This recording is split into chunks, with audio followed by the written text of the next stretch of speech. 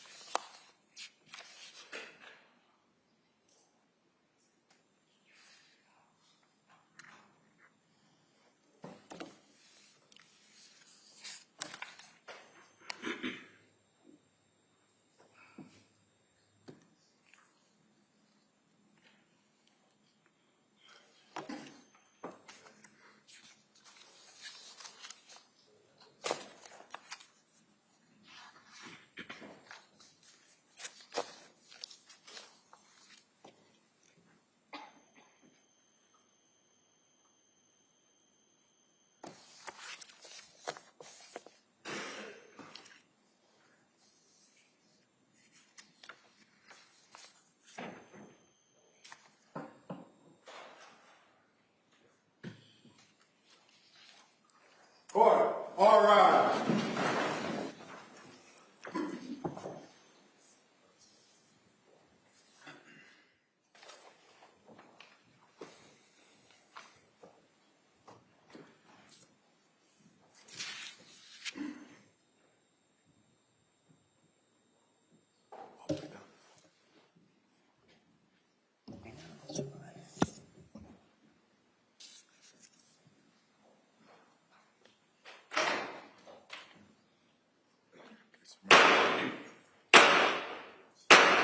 Hear ye, hear ye, all persons having anything to do before the Honorable William Sullivan, Justice of the Superior Court now sitting in Plymouth, within and for the Commonwealth.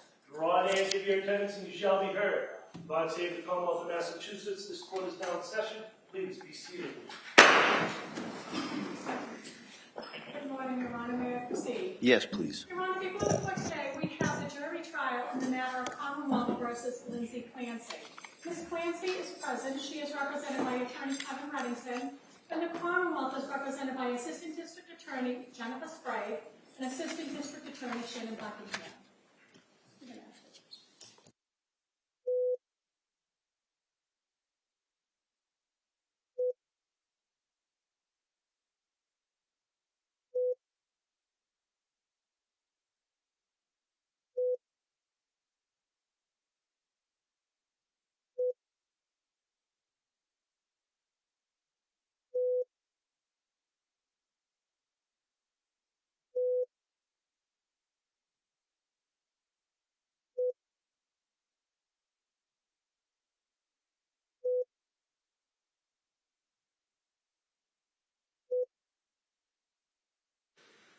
All right. Nice. All right. Thank you, everyone. I'm sorry, that's the technology that we have here. I apologize. Before we get going, I want to ask you just a couple of questions to make sure that everyone was able to follow my instructions from last week. And so the first question would be, has any member of the jury read, seen, or heard, or overheard anything about any aspect of this case that would affect your ability to be fair and impartial as a juror? All right. All answered no in the negative. Number three, the last question I just want to ask you, is there any other serious matter of concern bearing on your service as a juror in this case that anybody needs to bring to my attention? All right. Very good. Thank you again for following those instructions. And Madam Clerk? Ladies and gentlemen of the jury, please stand and raise your right hand. Do each of you solemnly swear that you shall well and truly try the issues between the Commonwealth and the defendant at the bar according to your evidence, so help you God? I do. Thank you. You may be seated. Members of the jury, hearken to these indictments. On docket number 2383 CR 00198, offense 001 on the charge of murder, the jurors for the Commonwealth of Massachusetts on their oath present that Lindsay M. Clancy of Duxbury in the County of Plymouth, on or about January 24, 2023, at Duxbury in the County of Plymouth, did assault and beat Cora Clancy, intend to murder her, and by such assault and beating did kill and murder said Cora Clancy.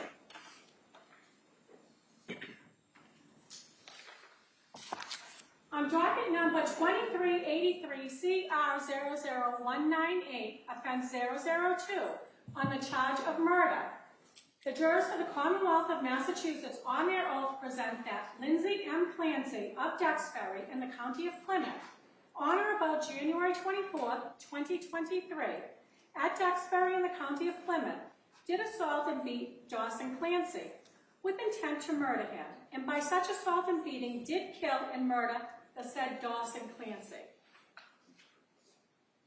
On docket number 2383 CR 0019, offense 003, charge of murder, the jurors for the Commonwealth of Massachusetts on their oath present that Lindsay M. Clancy of Duxbury, Plymouth, on or about January 24, 2023, at Duxbury in the County of Plymouth, did assault and beat Callum Clancy, intend to murder him, and by such assault and beating did kill and murder the said Callum Clancy.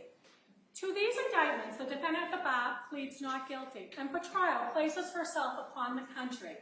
Which country you are. You were sworn to try the issues. If she is guilty, you shall say so. If she is not guilty, you shall say so and no more. Members of the jury, hearken to your evidence. All right, thank you, Madam Clerk. Now, members of the jury, and really, this is the first time I can technically call you members of the jury, because you don't become the jury in this case until you take that great oath that was just given. And that's an oath that has been given to jurors for hundreds of years here in the Commonwealth of Massachusetts, where you've sworn to well and truly try this case. We have confidence that you're going to be able to do that. And so what I'm going to do at this point is I'm going to give what we call a pre-charge. All right? And all that really is kind of an orientation to you to the procedures that we're going to have as the case goes forward, and kind of go over some of the terminology that you might hear, to give you a little bit of an idea what some of the principles of the law are that you'll have to apply to the facts as you find them. So as we go through this, I just kind of, again, I'm going to explain it, and then after that, we're then going to go right into the opening statements of counsel. All right, so first, as you know, this is a criminal case, and the defendant was charged by the way of an indictment on 3 counts. All right, now, you have to understand that an indictment is not itself any evidence of the defendant's guilt whatsoever. It's merely the formal way of accusing a person of a crime in order to bring her here to this courtroom for trial. You are not to draw any inference of guilt from the indictments or from the fact that she was indicted and formally charged. Now, in every criminal case, the defendant is presumed to be innocent unless and until she's proven guilty beyond a reasonable doubt. The law requires the Commonwealth, that is the prosecution, to prove that the defendant is guilty beyond a reasonable doubt. The law does not require the defendant to prove her innocence or to produce any evidence. At the end of this trial, you must find the defendant not guilty unless the Commonwealth has proved to you beyond a reasonable doubt that the defendant has committed each or any of the offenses with which she's charged. Now, I'll more formally instruct you on what reasonable doubt is later. But a charge is proved beyond a reasonable doubt if after you've compared and considered all the evidence, you have in your minds an abiding conviction to a moral certainty that the charge is true. It's going to be your duty, the duty of the jury, to determine whether the Commonwealth has proved its case against the defendant beyond a reasonable doubt, and that decision has to be based only on the evidence and the law that's presented here in the courtroom during the trial of this case. Now, the defendant has been charged in 3 counts of murder. There are 2 different degrees of murder. There's murder in the 1st degree and murder in the 2nd degree. If you find the defendant guilty of murder, you shall decide the degree of murder. The Commonwealth alleges that the defendant committed murder in the 1st degree on the following theories: murder with deliberate premeditation and or murder with extreme atrocity or cruelty. Now, to prove the defendant guilty of any crime, the Commonwealth must prove beyond a reasonable doubt that the defendant was criminally responsible at the time the alleged crime was committed. The Commonwealth bears the burden of proving beyond a reasonable doubt that the defendant committed the crime with which she's charged, and also that the defendant is criminally responsible for her conduct. The defendant has no burden to prove a lack of criminal responsibility. Criminal responsibility is a legal term. A person is not criminally responsible for her conduct if she has a mental disease or defect, and as a result of that mental disease or defect, lacks a substantial capacity either to appreciate the criminality or the wrongfulness of her conduct, or to conform her conduct to the requirements of the law. Now, just so you'll know, at the end of this trial, I will go over all of those legal principles in much greater detail. All right, so I just kind of wanted to give you a little bit of kind of an outline of what the law is on these charges.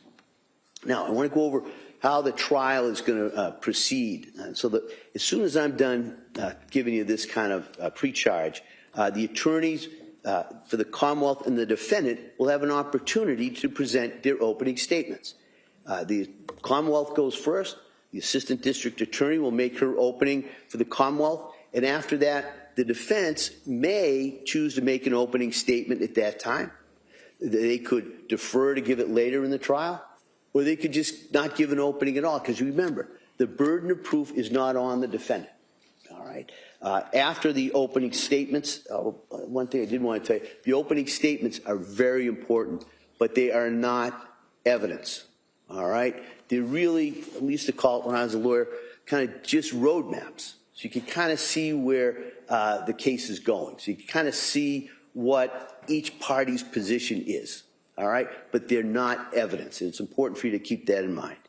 After the opening statements, the Commonwealth will then have their opportunity to introduce evidence in support of the charges. After that, the defendant may present evidence in her behalf if she wishes to, but she's not obligated to do so at all. Remember, the government, the Commonwealth, has the burden of proof, and the defendant doesn't have to produce any evidence whatsoever. Now, there also, in this case, may be some rebuttal evidence. So you may, and we'll go over that, kind of how that works in regards to the case when we get to that point. All right. Now, what is the evidence? Well, the evidence is generally from testimony. This is where the witnesses will testify from generally here. There may be some documents, there may be some videos, there may be some audios, and in addition to the evidence, we're going to take what we call a view. And a view, and I'll go over that again also a little bit later, but a view is we're just going to go to a number of spots and sites that may be relevant in this case. We're going to do that probably sometime either later this week or sometime next week. And I'll keep you advised as to that so you can kind of check the weather and kind of how we're going to go. So that would be generally the evidence. After the evidence is done, we'll go into what they call the closing arguments of the attorneys. Again, very important, but not evidence. All right, and then after the closing arguments, I get to come talk to you again. And at that point, I give what they call the judge's charge, or just the instructions. And really what it means, I'm just going to explain to you what the law is. And you're going to have to take the facts that you find during the course of this trial and apply the law that I give to you to arrive at the verdict. All right? And I'll explain what the law is in much, believe me, much more detailed at the end of this trial. Okay. Now, I just kind of wanted to go over everybody's kind of function in this trial as we go forward. My function is pretty simple. All right. My function is to see that the case is tried in a way that's orderly, fair, and efficient. It's also my function to decide on questions of law that might come up during the trial, and as I said, to instruct you what the law is that you have to apply. And it's your duty as jurors to accept the law, as I stated to you. All right. Well, what's your function? Well, your function is to determine the facts in this case. You are the sole and exclusive judges of the facts. You alone will determine what evidence to believe, how important any evidence is that you do believe, and what conclusions all the believable evidence leads you to. You are going to have to consider and weigh the testimony of each and all the witnesses who will appear before you, and you alone will determine whether to believe any witness and what extent to which you do believe that witness. It's going to be your responsibility to resolve any conflicts in testimony that might arise during the course of the trial, and it's your duty to determine where the truth lies. All right? That's your function. Now, you should, I want to comment, I'm going to sometimes be making rulings on objections and evidence issues. I'm going to be talking to the attorneys and talking sometimes to witnesses. Don't try to read into what I'm doing. In other words, I have no opinion as to what your verdict should be. All right. So if you think you are, you're trying to read between the lines, don't. All right. I have no opinion. Now, also during the course of the trial, you may hear either the three lawyers objecting. All right. Don't hold that against the attorneys. That's their job. All right. And generally, the objections go towards the admissibility of some of the evidence or the questioning. It might be a different form that's needed, and that's what they're supposed to do. So don't hold it against either side if they're making objections. And what will happen is sometimes I'll just rule right from here where I'm sitting, it may be an objection. If I say, well, that's sustained, that means I agree with the objection. And a lot of times the question is just asked a different way. If I say overruled, it just means I disagree with the objection, and the question can go forward and the answer can be given. All right, so that's just kind of the shorthand we use. There's going to be times during the course of a trial that I have to talk to counsel over at sidebar. All right, when I say sidebar at this point, that's going to be over here. All right, in this courtroom, this is the sidebar, and so a lot of times I'll have to talk to counsel over here because the law requires me sometimes to make decisions outside of your hearing. All right, so we do that over here. It can be annoying, I know that, but we do it over here because it's actually quicker than if we ask you to leave the courtroom, because you've now seen you'd have to stand up, file out one by one, all the way down to the jury room. The court officer then says they're all in the jury room. Then I talk to the lawyers. Then we resolve that. You have to then file all the way back. So we found it's quicker. And so a lot of times those things really move a case along. So I apologize if we're doing them, but that's the reason we do it. And that's the reason why we do it in the courtroom. If we're doing a sidebar conference, if anybody needs to stand up, kind of stretch, you have bad back, you're like, those are pretty comfortable chairs, but maybe sitting there for a while, by all means do that. But when we're over here at sidebar, don't discuss with any of the other jurors kind of what's going on or what you think's going on over here, right? So you just want to stretch, you can. Now, if during the course of this trial, anybody needs to communicate with me about anything, just let the court officer know, and they'll let me know, and I'll talk to the attorneys who will deal with any of your concerns or any issues. Now, until this case is submitted to you after my final instructions, you must not discuss it with anyone, even your fellow jurors or your family, friends, or employees. All right, so it's important that you keep an open mind and not decide this case in any way until the entire case has been submitted to you. All right, and that sounds easy at this point because you haven't heard anything, but as the case gets going, it gets harder and harder sometimes, even in the jury room. You can't start deliberating until you hear all the evidence. You can't start talking about it until you hear all the evidence, until you know the law that you got to apply. All right? We're going to allow you, as the case goes forward, to take notes. All right? And so anybody who wants to take notes, you can. You don't have to. Some people find it helpful to remember. Some people find it distracting. So that's just it's up to you. That's your option. All right. You should know that those notes are your notes. By that I mean we can't let you take them home, but at the end of each day they're collected. They're put in a secure place. Nobody reads them. I don't read them. The attorneys don't read them. Nobody reads them. At the end of the trial, they're destroyed. Okay? But just some people, if you want to do it, we'll hand those out in a couple of minutes. Now, I want to just kind of go over just some cautions as we're getting ready to start this trial. All right? First is, as I said already, please keep an open mind. Don't form any judgments or conclusions or views as to any aspect of this case. You haven't heard all the evidence, and you must keep an open mind throughout this case and until the case is given to you in your deliberations. 2, as I said, don't talk about this case, about any aspect of the case, with family, friends, acquaintances, or anybody like that. 3, don't talk to any of the witnesses or parties or attorneys involved in this case. They've been instructed not to talk to you. We really want you to be comfortable, all right? And so if you do pass by one of the people involved in the case, if they go by you and don't say anything to you, don't hold it against them. Don't think they're not being respectful. They're following my instructions. We just want you to be comfortable throughout the course of this trial. Now, another caution is during the time that you serve on this jury, there may be reports about this case in newspapers or social media or on the television. You may be tempted to look or listen. Don't do it. All right? My instruction to you is do not read anything about this case. Don't listen to anything about this case. If something comes on, turn it off. Or if somebody starts talking about it, just say you can't talk about it. And you can blame me. That's my instruction. All right? Now, sometimes during the course of a trial, evidence is presented that produces an emotional reaction. And that might happen in this case.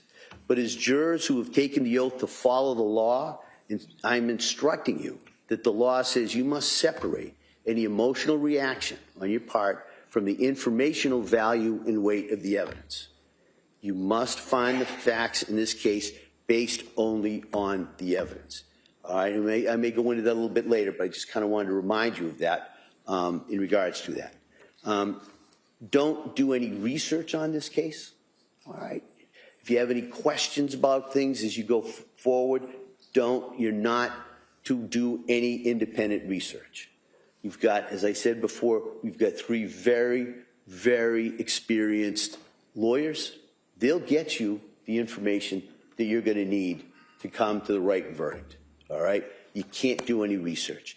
The other thing is don't visit the scene of any place that's described during the course of the testimony. So no field trips. All right? As I said, we very well may be taking a view or to go see some of these places later on in the trial, but that's the only time you should be there.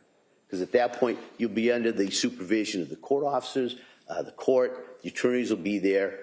So that's the only time you're going to be allowed to do that.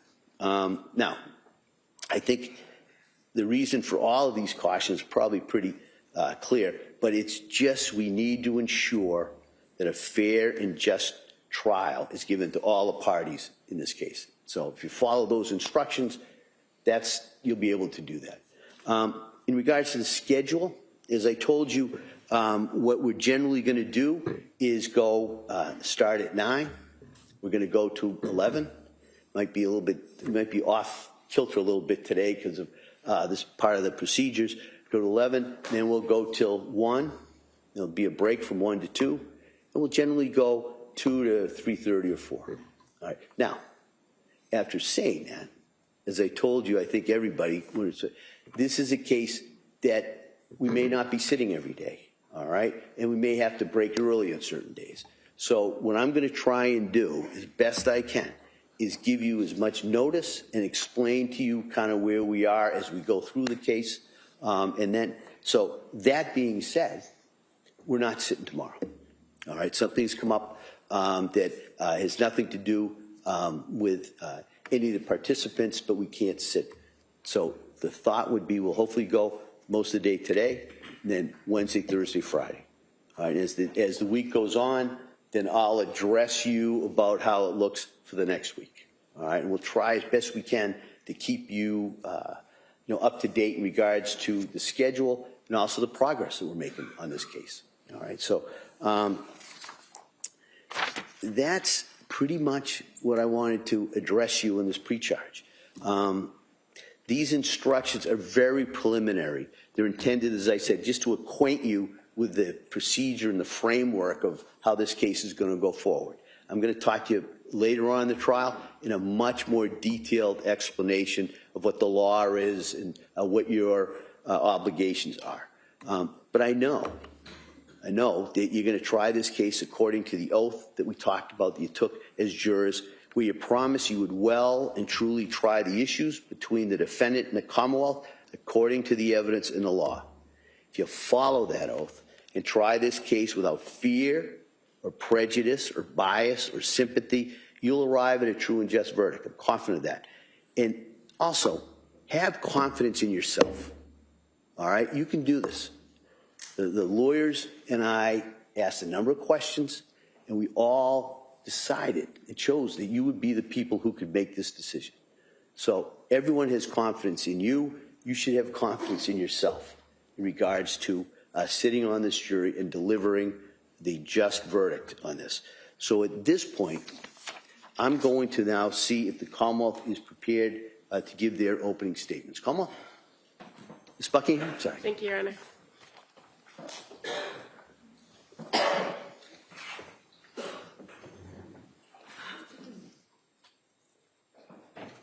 Morning, ladies and gentlemen.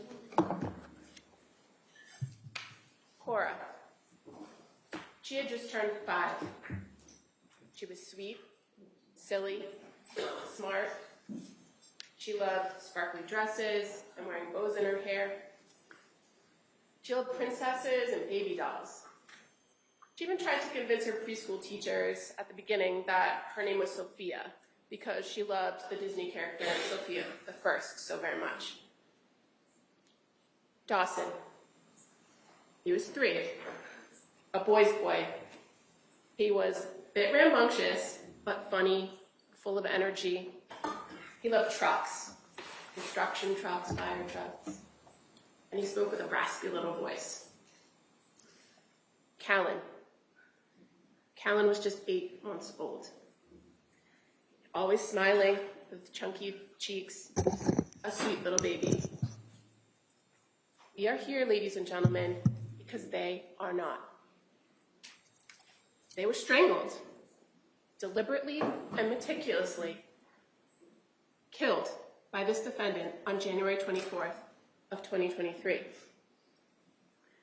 One by one, she wrapped exercise bands around each one of the kids' necks and pulled until their little bodies were limp and lifeless. First Dawson, then Cora, and finally Callan. Your job, ladies and gentlemen, is not easy in this case. The evidence will be difficult to see, to hear, to process. Testimony of witnesses, family, friends, teachers, people who knew the Clancy family, people who saw them regularly, people who saw them on the day in which this defendant killed them. They're all going to come before you. And it may be heartbreaking to hear what they have to say.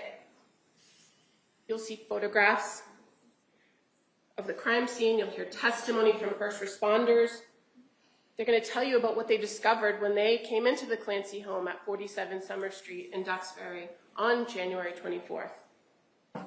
You'll hear evidence about the defendant during that time period, observations of her physical appearance, her demeanor. You'll hear testimony about what she was reporting to her friends and family and doctors during this time period. The list of witnesses is quite long. Law enforcement, firefighters, friends, family, teachers, crime scene investigators, forensic scientists, toxicologists, medical examiners, experts. We expect over the next few weeks that you will be able to, or will be able to present to you a clear picture of what was occurring in the Clancy household on January 24th of 2023. We ask that you keep an open mind when you're hearing this evidence, and during the course of the trial, don't forget that you use your common sense and your life experience. Those are things that you bring as jurors to the courtroom every day, and it's what's going to take you into the deliberation room at the end of this trial. So what happened? On January 24th, 2023, it had recently snowed. It was in fact a Tuesday. Tuesdays were days that Cora and Dawson usually went to preschool. They attended the Learning Sprouts preschool in Duxbury, but they didn't attend on Tuesdays, so on this day, they were home. On this particular day, Cora, who had just turned 5, had an appointment at the doctor's, an annual checkup, and so the defendant brought her first thing in the morning to the doctor's. Defendant's husband, Patrick Clancy, was home and he was caring for Callan and Dawson while defendant took Cora to the doctor. Pretty normal. You'll hear and see that Patrick and the defendant exchanged text messages that morning. Patrick sends a photo of Dawson, who had just dressed himself that day and he was jumping for joy. And he sends that text to the defendant while she's at the doctor. And while at the doctor, the defendant sends a text of Cora and her little Johnny and mask to Patrick. When the defendant and Cora returned home that morning, Patrick went downstairs to his basement office to do work, same as he had normally done on any other day since returning from paternity leave. And then the defendant was charged with caring for the kids for the rest of the day. She put Callan down for a nap, bundled up Cora and Dawson, took them outside to the backyard, and played in the snow. They built a snowman. The defendant sent pictures of the snowman and the kids in the snow to Patrick when he's working in the basement, and her mom, who was living in Connecticut, who had just been there that weekend but had gone home.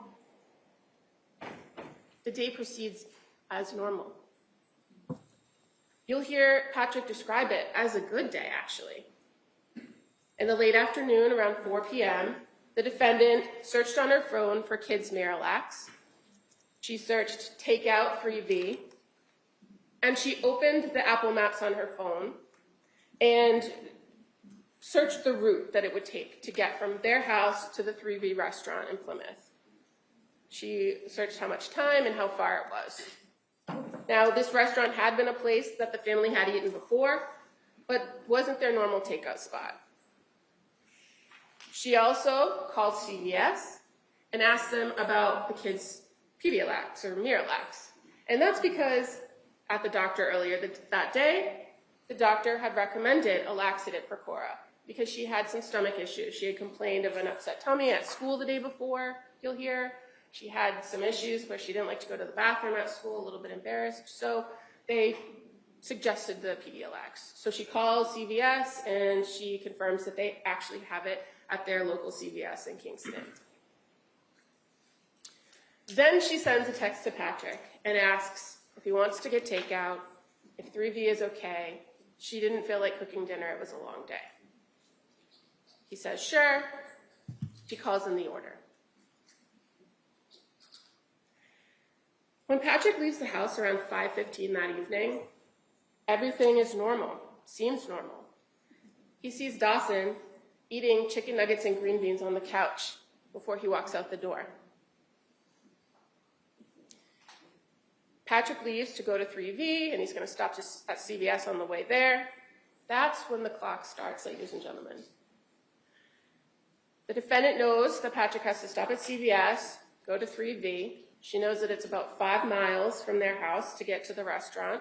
She knows approximately how much time she has for him to go there and come back. She then takes the children down into the basement. She separates Dawson from Cora and Callan, and then she proceeds to wrap exercise bands around each child's neck and pull until they are dead. She leaves the bands wrapped around each child's neck and goes back upstairs. In the kitchen, she gets a knife, and then she proceeds to the second floor of the home. In the middle of this, she misses a call from Patrick. He's at CVS. She misses the call. She calls him right back, and they talk for 14 seconds. Nothing that she does or says in that phone call is of concern to Patrick. He proceeds on his task, and she proceeds with hers. She goes to the second floor master bedroom, locks the door, crushes up some pills, and attempts to take her own life. She uses the knife she got in the kitchen to slash her wrists and her neck. She moves the bed away from the wall, away from the window. She opens that window and goes out. She lands on the cold, hard ground. Shortly thereafter, around 6 p.m., Patrick comes home. He's got the takeout bag and the CVS bag with the medicine. He enters into the house through the mudroom door into the kitchen area, places the bags down. It's eerily quiet. He calls to the kids, no answer. He calls to the defendant, no answer. He takes out his phone and dials the number for Lindsay's phone, defendant's phone. No answer. He then goes upstairs and finds the master bedroom door locked. He opens it and enters the room, sees blood and the window open. He then goes to the backyard, and that's where he finds the defendant. She's on the ground outside that window, moaning and mumbling. At 6:11 p.m., he calls 911 for help. First responders arrive to the home almost immediately. He's still on the phone with 911 when the responders arrive, and they go right to the backyard and tend immediately to the defendant. While they're with the defendant, Patrick tells the first responders, I need to find my kids. He had asked the defendant where the kids were, and she told them they were in the basement. So when he went in the house, that's the first place he went, down into the basement. He's still on the phone with 911 when he finds each child with an exercise band still wrapped around their neck. He screams for help, and he says he killed the kids. Efforts made to resuscitate Cora and Dawson were futile, but first responders from Duxbury and the surrounding communities were persistent, and they kept trying to resuscitate them all the way to the hospital. But when they arrived at the hospital, there was nothing more that medical staff could do for Cora and Dawson.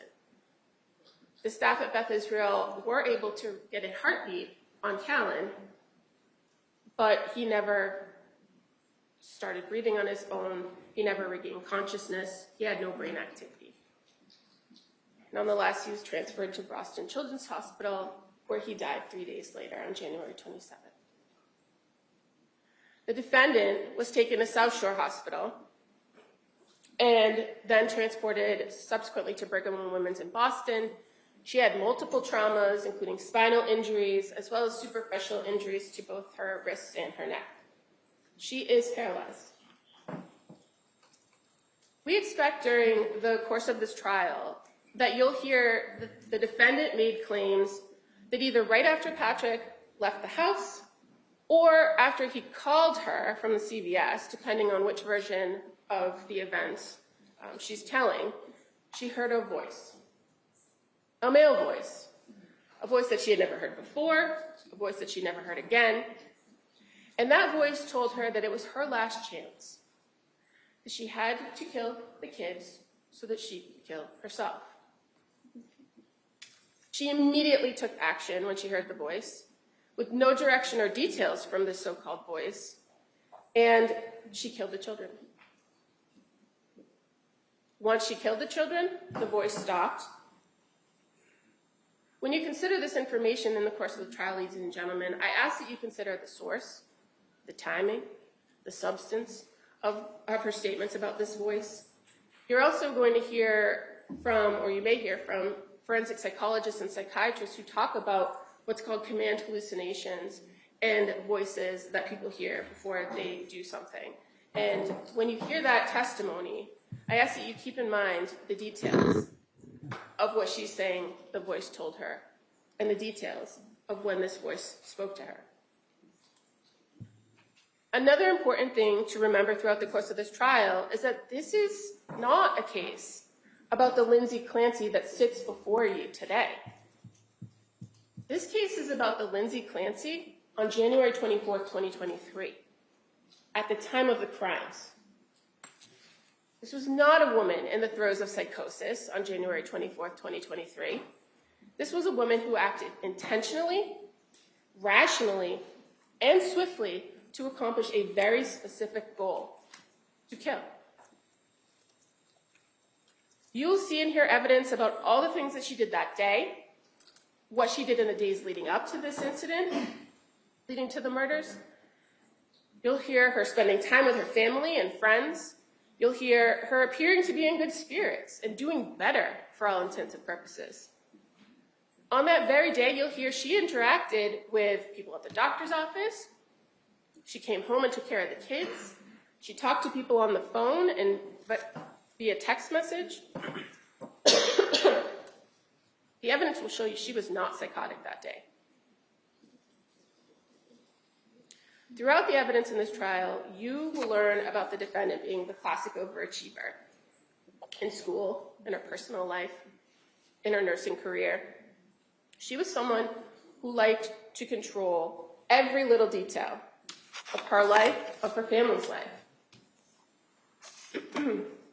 In contrast to pictures you'll see of the doting mother, the dedicated nurse, you'll also see a side of Lindsay Clancy that's different. Somebody extremely controlling, meticulous, and manipulative. The days were laid out with specificity. Strict schedules were expected to be maintained. Food was planned carefully.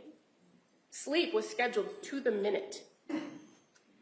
And in the time after Callan was born, her last baby, the family had to adjust. And by all sources that I expect you're going to hear at that trial, that summer was great. But after Patrick had finished his paternity leave and was back to work full time, when she no longer had a nanny to watch the baby, do laundry, tidy up the house, follow her schedule, when she was responsible for it all. It was hard. It was hard for her to maintain that control. It was hard for her to bond with her kids. And in efforts to maintain control, she withheld information from her husband, from her doctors. She reported serious symptoms that were inconsistent with her daily activities, you'll hear. And ultimately, on January 24th, 2023, the defendant made a calculated decision. This was a woman who no longer liked the life she thought she wanted. It was getting harder and harder to control. And when she saw the opportunity to escape, she made the selfish choice to take it, and to take Cora, Dawson, and Callan first before attempting to take her own life. Ladies and gentlemen, this is not a public debate about women's mental health and how the medical system treats women. This case is about this defendant, Lindsay Clancy. There is no dispute that she was dealing with mental health issues during this time period prior to the murders. There'll be medical records, medical doctors, mental health professionals that will talk about treatment, prescriptions, hospital visits. All that's going to be before you. The evidence will show that this defendant had a means and access to mental health that most people don't. And she chose to deal with her mental health issues in the worst way. She chose to manipulate her providers, seek out the quick and easy fix when she was feeling depressed and anxious. And when she didn't get what she expected, she chose an alternate route. She sought a different doctor. She changed medications after days. She disengaged from treatment when she didn't like the plan. After only 4 months in treatment, she made a choice, a deliberate and intentional decision that she did not want to try anymore. And because no one could take care of her kids the way she wanted them to, she had to take them with her. Despite all the precision that she exhibited that day, you'll hear, the timing of it all, the swiftness of the killings, overcoming the interruption of Patrick's phone call, what she did not anticipate was that she would not be able to complete the act by killing herself. Ladies and gentlemen, people with mental illness commit crimes every day and are responsible for them. The fact that someone may suffer or have a mental illness, a mental disease or defect, is not the end of the inquiry when it comes to guilt or innocence. It is whether a person can appreciate the wrongfulness or criminality of the conduct and conform their conduct to the law. Do they know what they were doing, and can they control their actions? The evidence in this case will prove beyond a reasonable doubt that this defendant coldly and efficiently executed first Dawson, then Cora, and finally Callan. One by one, she strangled the life out of each one of them. She did so with no hesitation, with deliberate premeditation, and extreme atrocity and cruelty. She is criminally responsible for the murders because the evidence will prove to you that she knew exactly what she was doing. She drew her husband out of the house, their father, so that she had the opportunity and the time to carry out these murders. She maintained the ability to control her conduct, conform her conduct, when she attempted to kill herself to escape the consequences.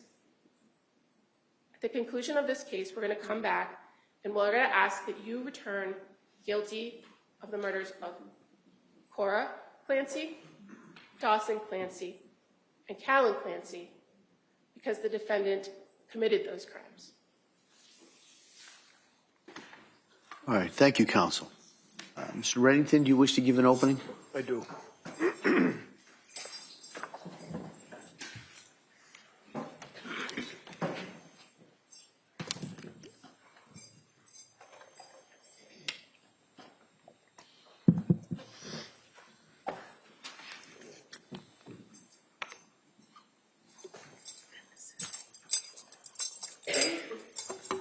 Your Honor, I might use the easel. May it be placed in front of the TV screen so that the jurors are able to?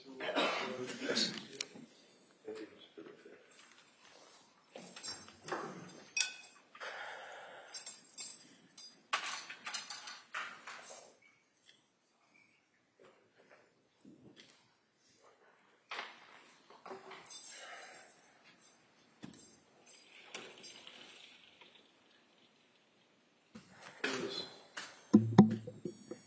You know, normally, we thank jurors for time away from your life, your jobs, your family, coming to court, listening to a trial.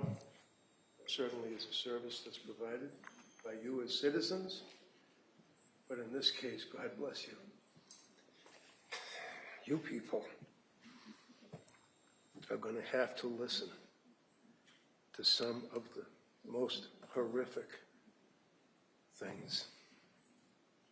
Look at some of the most horrific things. And jurors, it's a beautiful system. You pass between, as you heard Don Clerk say, you probably don't remember it, but it's old language, goes back to Old England. It says that you as jurors pass between the government, them. And she places herself on her country, which country you are. You owe allegiance to nothing but your oath, your consideration, and your time. Your common sense. You bring your life experience to this trial.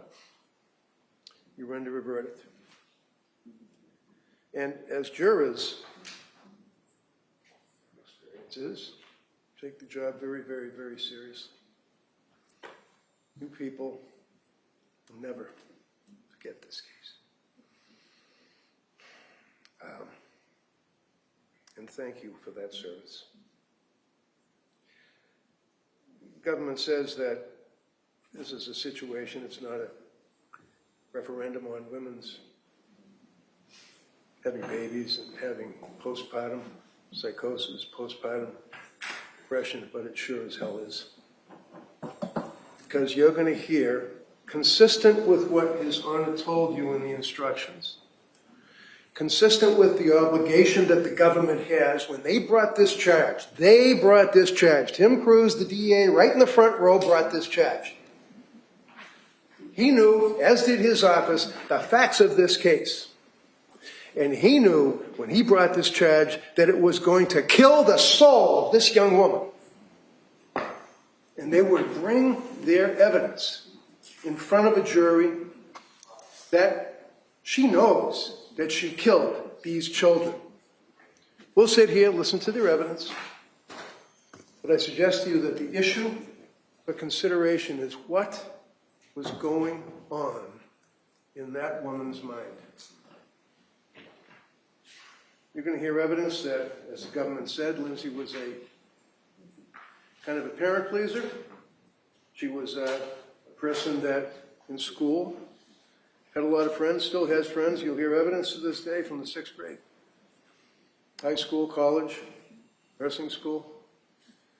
You're going to hear evidence that Lindsay, in the course of being in high school, she was a high achiever, gymnastics. Stopped doing gymnastics because she hurt herself and didn't like to do the backflips and stopped doing gymnastics, but she was very athletic. You can hear evidence that right after she had the birth, the last child, within 4 or 5 days, she ran a 5K. She was very, very, very physically fit. Her life was such that she watched what she ate, watched what she did in her life as far as activities, and was one heck of a mother. She loved her children. All the things that the DA said to you about those little kids and their life and what they like, she knows 1,000 times more than what they know. And in that capacity,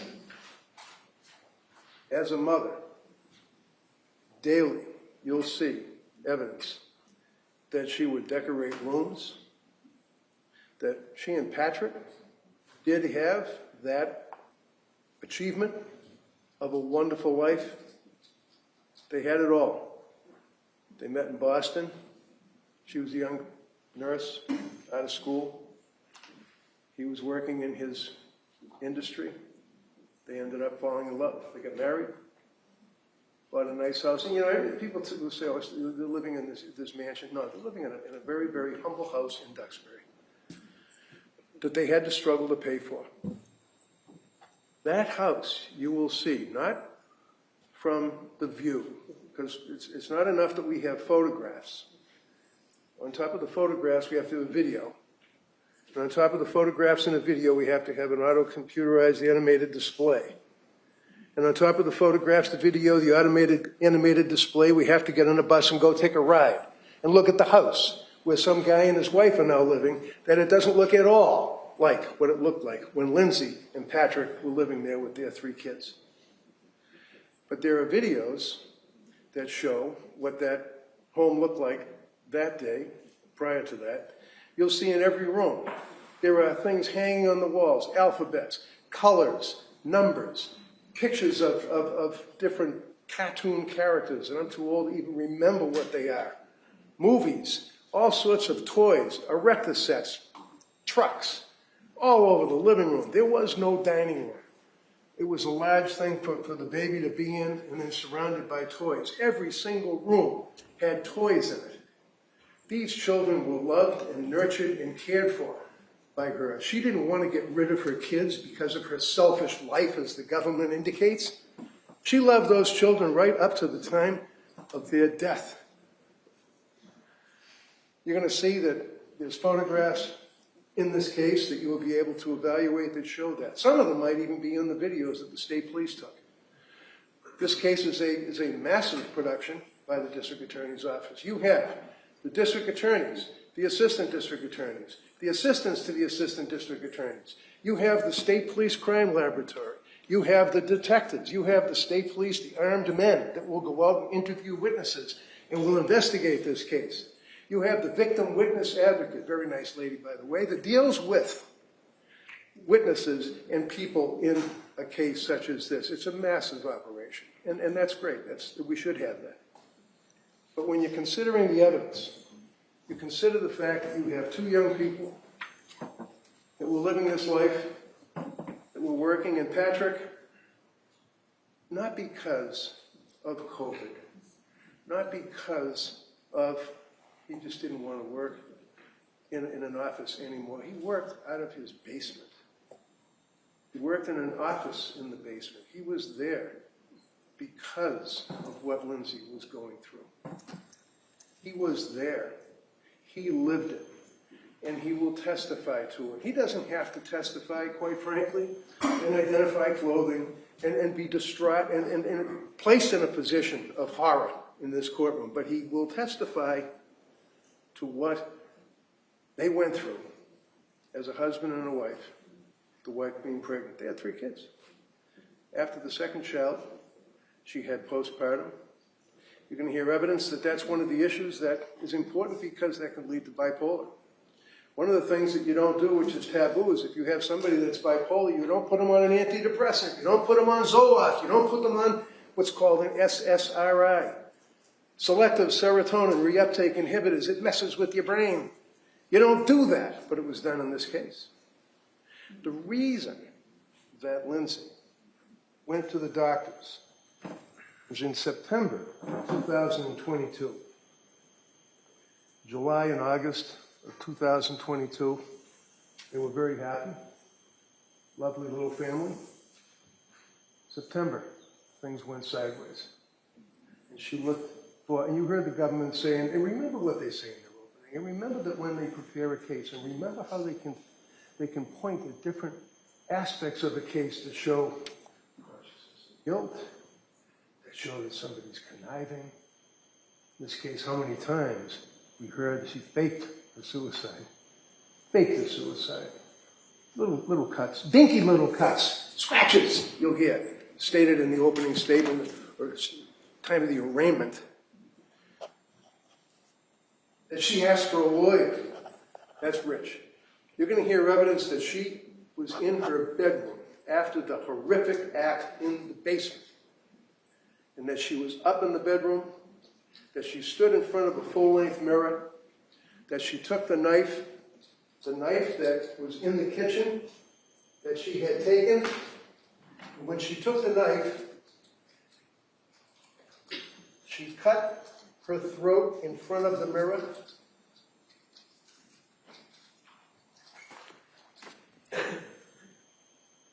This is no fake suicide. This is her when she was brought to the hospital. When she was in the hospital. That's what her appearance was at the South Shore Hospital. When she's at the South Shore Hospital, she had wonderful care and treatment that was able, against her will, to save her life. Fake suicide, little scratches, dinky little scratches. This is a photograph that was taken at the South Shore Hospital of her neck. Photograph taken of her wrist, showing the split in the skin. Photograph showing you'll see evidence of this, the bedroom floor next to the bed with the blood.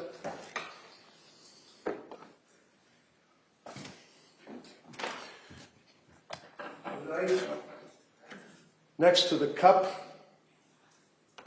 sadly, a gift saying, "Because kids." You see the white residue inside the cup? That's where the pills were crushed up with leftover lemonade from the night before when she consumed that. That's the knife. This here you'll see is sleep aids. See this here, deep sleep pillow spray. She couldn't sleep. She couldn't sleep for months.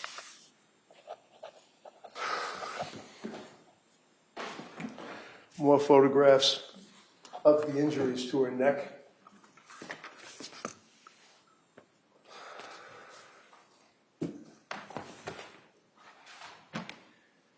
And then, in the course of the fake suicide speculation by the police, you'll see the evidence that she hung on the window ledge and, like Spider-Man, I guess, slid down the wall of the house. You're going to hear evidence that she flung and threw herself out the window, striking her head on the ground, full ground, causing what's known as a Jefferson fracture of her neck.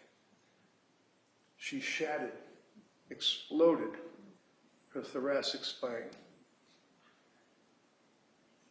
shattered her cervical spine, the first disc, broke every rib.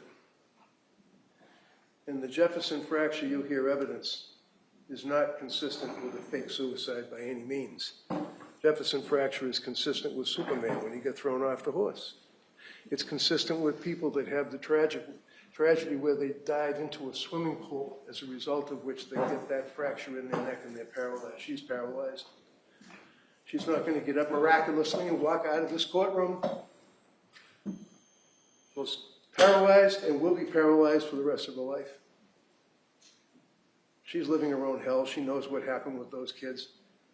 And she wanted to die. When she was in the hospital, you're going to see evidence. The Brigham and Women's Hospital, when they transferred her from South Shore Hospital, air flight into Brigham and Women's Hospital, and she was then given the emergency room with the emergency treatment at the Brigham and Women's Hospital. You couldn't move in that room. There was so much equipment, so many wires, so many breathing tubes, so many machines, humming, banging, clicking, and she's spread out like she's crucified on the bed while she's being treated in that room, surrounded by armed police officers. Out in the hallway, guarding the hallway against what anyone could guess. Guarding the hallway, guarding the room, guarding the bed, standing there. She's handcuffed to the bed. She goes to South Shore Hospital. Government speculates that, again, you see how the government is able to create what they want for facts, that she is so cold and calculating that she said that she heard voices after I brought a psychologist, Dr. Zeisel, into that room to see her. I had to move heaven and earth. You'll hear evidence that they wouldn't even let her have visitors. She couldn't even see her family for over a week. The cops wouldn't let anybody near her. That room was an armed camp. I had to move heaven and earth and practically get a court order to be able to get in there and see her while she's laying in the bed. And they suggest, and will suggest, that she said, I heard voices, I heard command hallucinations telling me to kill the kids and then kill myself, after she talked to Paul Zeisel as if he was telling her what to say because I'm the lawyer and I brought him into that hospital.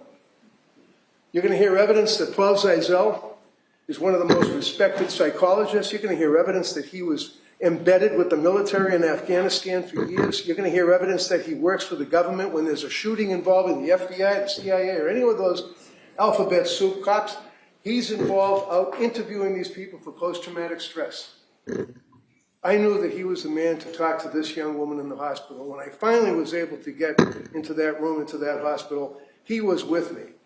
He did not tell her command voices. He, as a human being, gave her a cell phone so she could call Patrick. But you know what? You're going to hear evidence from a woman who works at Brigham and Women's Hospital. I saw Lindsay as soon as she came out of her coma. She is a woman that works with the religious services in that hospital. And the first thing that Lindsay wanted to know is, where's my family? And then she told her about what happened and told her about the command voices. And this is well before she ever met me or Paul Zeisel. So you have to keep focused on the evidence because it's so easy to manipulate. There's no fake suicide. And there was no plan to fake her sickness. This is a young woman that, with her husband, tried very hard to get the help she needed. She went and saw a doctor by the name of, oh, by the way, remember in the opening, the government says she shopped around for doctors, I guess, that she wanted to get doctors to, I don't know, give her drugs or something. You can hear evidence that she went online and she looked for someone that was into neonatal or post-baby delivery because she knew that she was in trouble. She couldn't sleep. She had insomnia. It wasn't just, you know, when you get up in the middle of the night because your phone's on. She couldn't sleep. She could only get 2 hours a night, 3 hours a night if she's lucky, as time went on. In September, she went to see Dr. Tufts. Jennifer Tufts is the name of the doctor. Jennifer Tufts then gave her a prescription for Zoloft, which is an antidepressant. It's one of those SSRIs. She didn't take the Zoloft for a couple of weeks because she was breastfeeding. She was afraid to have the baby have anything to do with drugs, but ultimately couldn't do it any longer, took the Zoloft, and was spun out of control. Well, because you can hear evidence because she was bipolar. You don't give a bipolar person Zoloft, but she got it. You're going to see what the effect was that it had on her as that week went on, as that month drove on, and she couldn't sleep, and she was unable to emote, had no emotions, had no feelings, was unable to really react to anything, but had to take care of the kids. And as the government says, well, she was able to talk to people, she was able to talk to neighbors. Sure, you're going to hear, because if they don't call them, we're going to call them. People that knew Lindsay as a mother, people that knew Lindsay, teachers of those kids will indicate what kind of a mother she was, as will neighbors, as will friends, as will people that saw her during that period of time. And you're going to hear evidence from Patrick as to the effect that this sickness had on her. She was looking into it. You're going to see her Google searches. You're going to see her Google searches go on and on and on about how to take care of postpartum. What type of drugs? Can you become addicted to benzodiazepines? What about, is it possible to have a treatment, a ketamine treatment? What do I do as far as insomnia? What do I do about my thoughts to kill myself? Ways to kill. How do you kill? What do you do to kill? Government lashes onto that. Oh my God, she's looking up ways to kill. Let's make that a basis of our prosecution on this case. This is not a righteous prosecution. They're looking for every single piece of evidence that they can to show some ridiculous concept that she wanted to kill her beautiful kids because she didn't want to be a mother anymore. This is a woman that was a nurse. She worked for one of the best hospitals in the country. She was in a labor delivery. You're going to hear from labor and delivery nurses that will tell you how dedicated she was. Cora was named after the very, very first baby that she delivered as a nurse in the hospital. That's where the name Cora came from. Cora was named after her first delivery. This is a woman who did nothing in her life but dedicate her life to helping people and be a good person and a good nurse and a great mother. And as time went on, looking like anyone else would, please help me. That's what it's all about. Give me help. And people consider, well, the government will say, God, she was able to talk to people. She wasn't drooling. She wasn't putting tin foil inside of a hat when she was going to the schools. No, she was able to talk to people. We actually have, we meaning the government, we have video of her and Patrick and the kids at the Museum of Science. And they were actually having a good time. We also have video that shows them down at the Cape Cod, down the Cape, with the kids. And they're in bathing suits. I guess she was fine. She put on a pretty good face. So what does she do? She goes to see, September 12th of 22, she looked for a psychiatrist. That's when she hooks up, if you will, with Dr. Jennifer Tufts, early October of 22, initial appointment. October 20th of 22, reports the adverse reaction that she was having to the selective serotonin reuptake inhibitor Zoloft. November 16th, she goes to the South Shore Hospital emergency room because she was so depressed and so maxed out from lack of sleep and so unable to emote. She couldn't laugh, she couldn't cry, she couldn't have any feeling. She was a robot. She went to South Shore Hospital. She was referred and engaged with South Shore Perinatal Behavioral Health. This was Patrick's mother. This is Patrick's mother, Mrs. Clancy, who's a nurse, well-respected nurse, wonderful woman. She works at the South Shore Hospital, labor and delivery as well. She knows Lindsay. And she told Lindsay, you got to go to this outfit here, which was the South Shore Perinatal Behavioral Health. She didn't look them up because she wanted to get drugs. She was referred by her mother-in-law, who's a nurse. She went to see these people, November 21st of 22. When she was engaged at the South Shore Perinatal Behavioral Health, she's going on one drug to the next to the next. The drugs that she was prescribed, you see here, and you'll hear evidence that, first off, Jennifer Tufts, September 15th, 22, sertraline, that's the Zoloft. Then lorazepam, October 21st, Jennifer Tufts. Then hydroxyzine, Jennifer Tufts. Lorapazam, Jennifer Tufts. Buspirone, Jennifer Tufts. Lorazepam, increase, Jennifer Tufts. Buspirone, increase from 1 milligram to 5 milligrams, Jennifer Tufts. Trazodone from another individual. Fluoxetine, 10 milligrams from another person named Julie Paul. Julie Paul worked at the South Shore Hospital when she went there to go to try to get some help from South Shore Perinatal Behavioral Health. More medications, spiraling, continuing on, down. Pat lived this, and he will testify to what they went through. At this point, at the end of November, around Thanksgiving, she's reporting disassociation and confusion. They put her on Remeron. This is around Thanksgiving. Things were so bad at this point that her mother and father came up from Connecticut and lived with them to take care of the kids, to help, because she was walking around absolutely a zombie.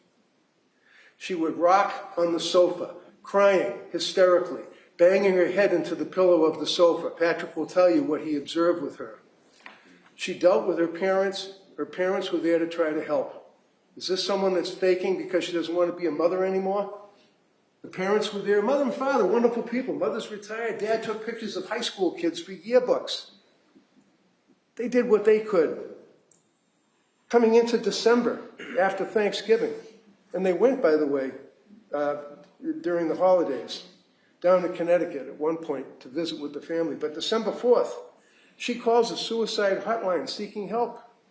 December 5th, she's evaluated by what's known as the Aspire Crisis Team. You'll hear evidence about that. December 6th, the next day, they have an appointment with Nurse Gelada. Now, Nurse Gelada comes into this action because, again, not looking for more doctors. Paul retired or left or went to another job. So all of a sudden, Nurse Paul, who was treating her and prescribing meds, leaves. Here's Nurse Gelada. She's now going to be your person you deal with. That's all. She wasn't looking for some other doctors to get additional medication. She now is dealing with Gelada. They have an appointment with Nurse Gelada. And Pat goes with her because he was so upset and says to Gelada, you'll hear evidence, do you think possibly that she's over-medicated? Do you think somebody screwed up? And she says, it's possible. And then she puts her on more medication. She puts her on, okay, December of 2022, you're going to see that Nurse Gelada, who is now on this chart, is in blue. Nurse Gelada puts her on quietapine, 25 milligrams, November 30th. December 6th, diazepam, 5. December 7th, diazepam. December 7th, quietapine. December 9th, diazepam, 5. December 13th, diazepam. And then she goes back to Jennifer Tufts because they just couldn't handle dealing with Rebecca Gelada because she wanted to wean off the drugs. Gelada told her to stay the course. She ends up going through the December 19th, 21st, 22nd, dealing with quietapine, 300 milligrams of quietapine. Now, what happens is they then suggest that what she has to do is go to Mass General Hospital. She goes to Mass General Hospital. At Mass General, they say, well, you can do like a day program, or you can go to this fantastic program down in Rhode Island called Women and Infants Program. So she goes to Women and Infants Program. She goes down for a day. She sits there in a group with other mothers, and they talk. And they look at her medication, and they say, you're going to see it in the medical records. We can't really help you as postpartum, and that's what they specialize in, because you've got medications that you're going to have to clear, because the medications can be affecting you. She was there for a day. One day. They never said anything. You're not suffering from postpartum. Postpartum, every one of these doctors and nurses knew that she was suffering from postpartum. And now it's turning into psychosis. Now as she goes through the period of time, in January 5, Aliyah Goodhart from McLean Hospital puts on trazodone, 50 milligrams, lorazepam, 1 milligram, leaving the hospital. She goes to that hospital on New Year's Eve. She and Patrick decide this is it. The two of them get in their car. Family takes care of the kids. She goes to the hospital. Now it's locked wards. She goes into the hospital. She's there for 4 days. During that period of time that she's there, she's in group. She doesn't see a doctor but once. There's no discussion of medications till the very end. You'll see the medical records. You can look at the medical records. You'll see that her daughter's birthday was coming up and she wanted to leave rather than the 5th on the 4th. This is not a discharge against medical advice. They cleared her. They said, yeah, fine, you're okay, good. Good luck, go home. She went home and she went to the birthday party. The government will have witnesses apparently to show that she was able to socialize, like, hi, how are you, at the trampoline where they had the birthday party for Cora. She's still living her nightmare.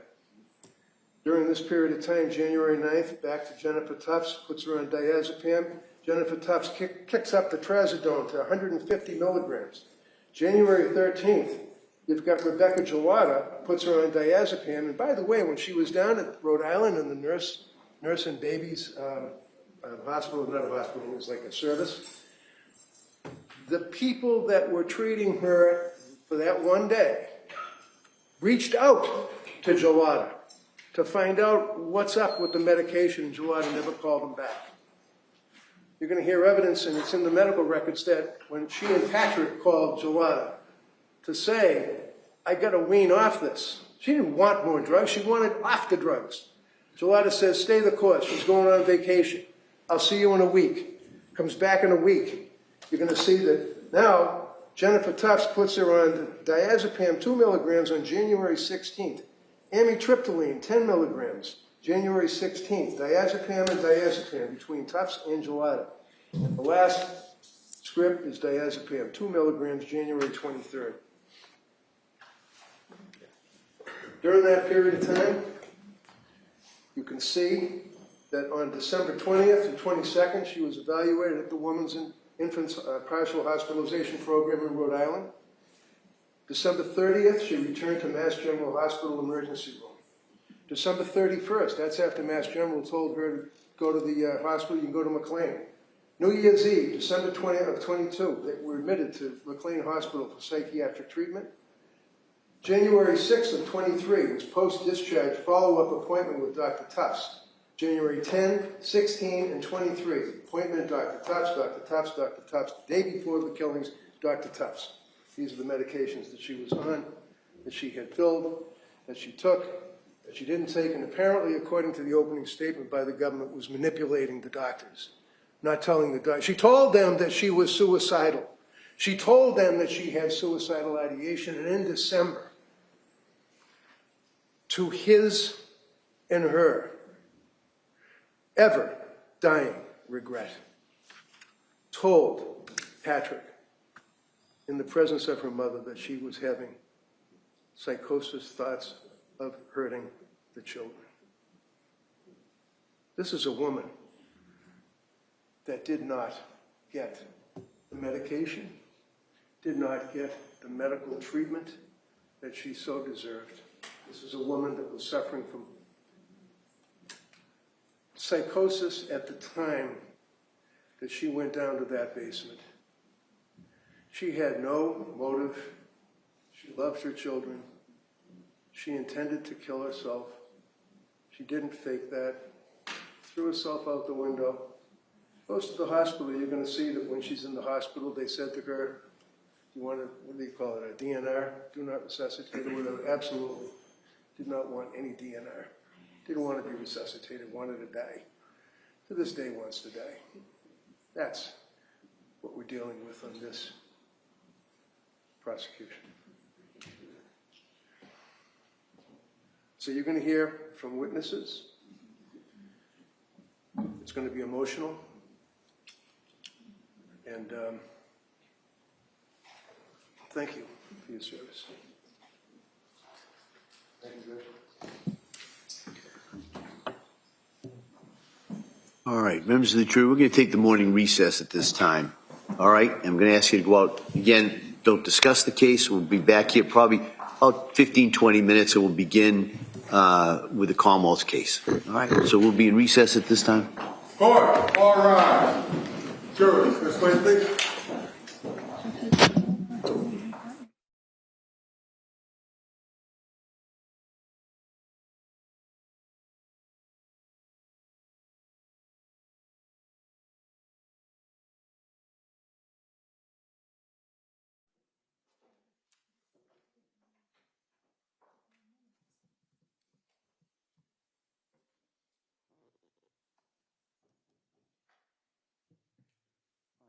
Counsel, we need to discuss anything at this time?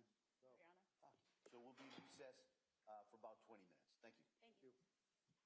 Clear the courtroom, please. Thank you.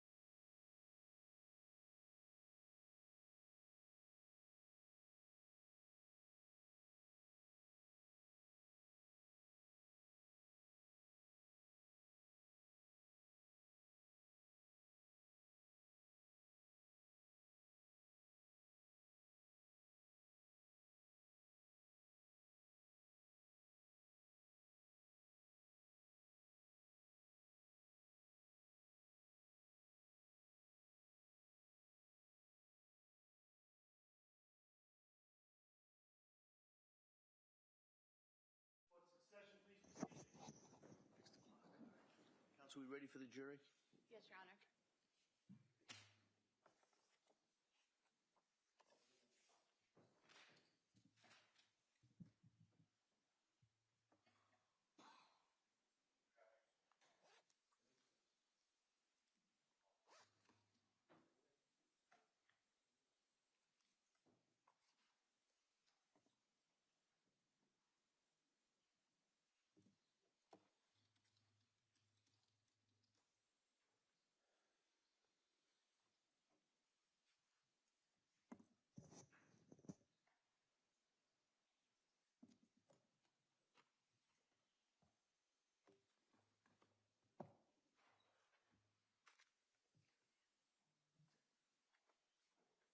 Court, all rise. Jurors enter.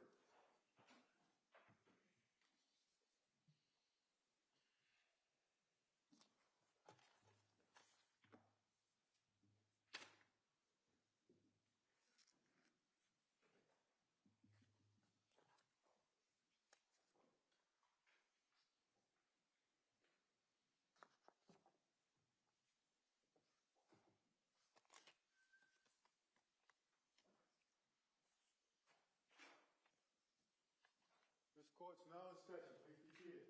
Your Honor, for the purpose of the record, we return back to the trial of Commonwealth versus Lindsay Clancy. All parties are present, including the defendant. All right. Well, members of the jury, thank you for your patience with us.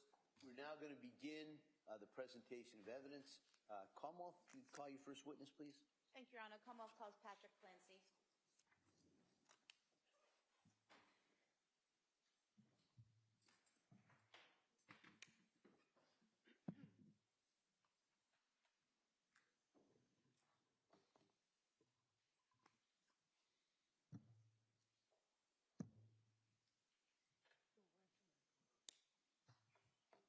Good morning, sir. Can you stop right there? Raise your right hand to the clerk. Good morning. Do you solemnly swear that the testimony in the evidence you shall give before and in the jury, the matter now pending between the Commonwealth and the defendant, the facts shall be the truth, the whole truth, and nothing but the truth, so help you God? Thank you. You may have a seat, sir. All right. Good morning, sir. I'm going to ask you to speak into that microphone. You can be seated if you'd like, if you're more comfortable. Okay. All right. Commonwealth, please. Your Honor. Good morning. Can you please state and spell your name for the record? Yeah, my name's Patrick Clancy. It's Patrickclancy. And what is your date of birth? June 15th, 1988. What city do you live in now? New York. And what do you do for a living? I work in tech. How long have you worked in tech? 14 years. And were you previously married to a person named Lindsay Clancy? Yes, And you're divorced now, is that correct? correct.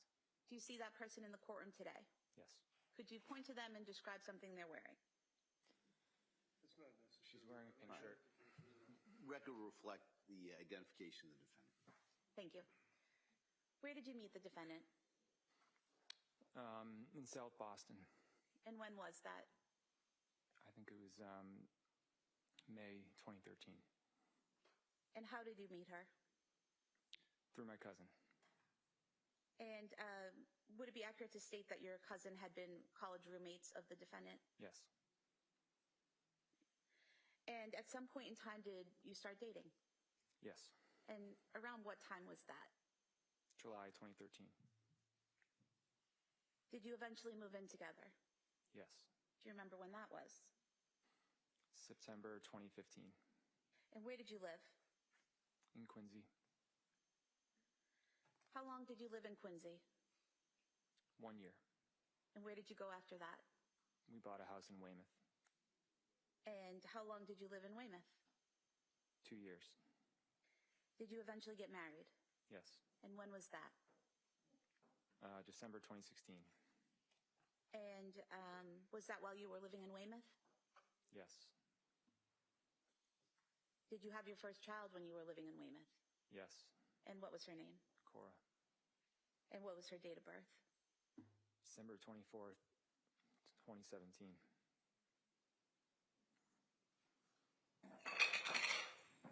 Prior to getting married, did the defendant ever tell you she had taken psychiatric medication while in nursing school? Not that I recall. After having Cora, did the three of you move somewhere else? Yeah, we moved to Duxbury, And what was your address in Duxbury? 47 Summer Street. And do you recall when you moved there? I believe it was July 2018. And where were you working at that time? I was working for a startup called Automation Anywhere. At some point in time, did you start working for Microsoft? Yes, And when was that? May 2020. And when you worked for Microsoft, did you go to an office or did you work from home? I worked from home. And was that from 2020 onward that you worked from home?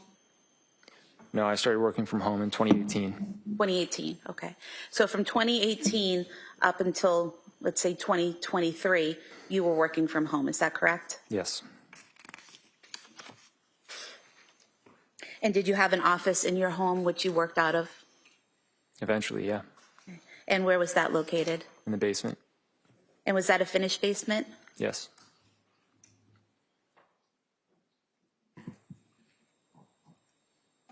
Going back to after Cora was born, do you recall the defendant having any physical issues after the birth? Yeah. And what were those? I think there was a lot of tearing, and she bled a lot. Did it take her a while to recover physically? I would say so, yeah. Did she have maternity leave at that time? Yes. Where was she working? Mass General Hospital. And what was she doing there? She's a labor and delivery nurse. At that point in time, when she had Cora in 2017, how long had she been a nurse?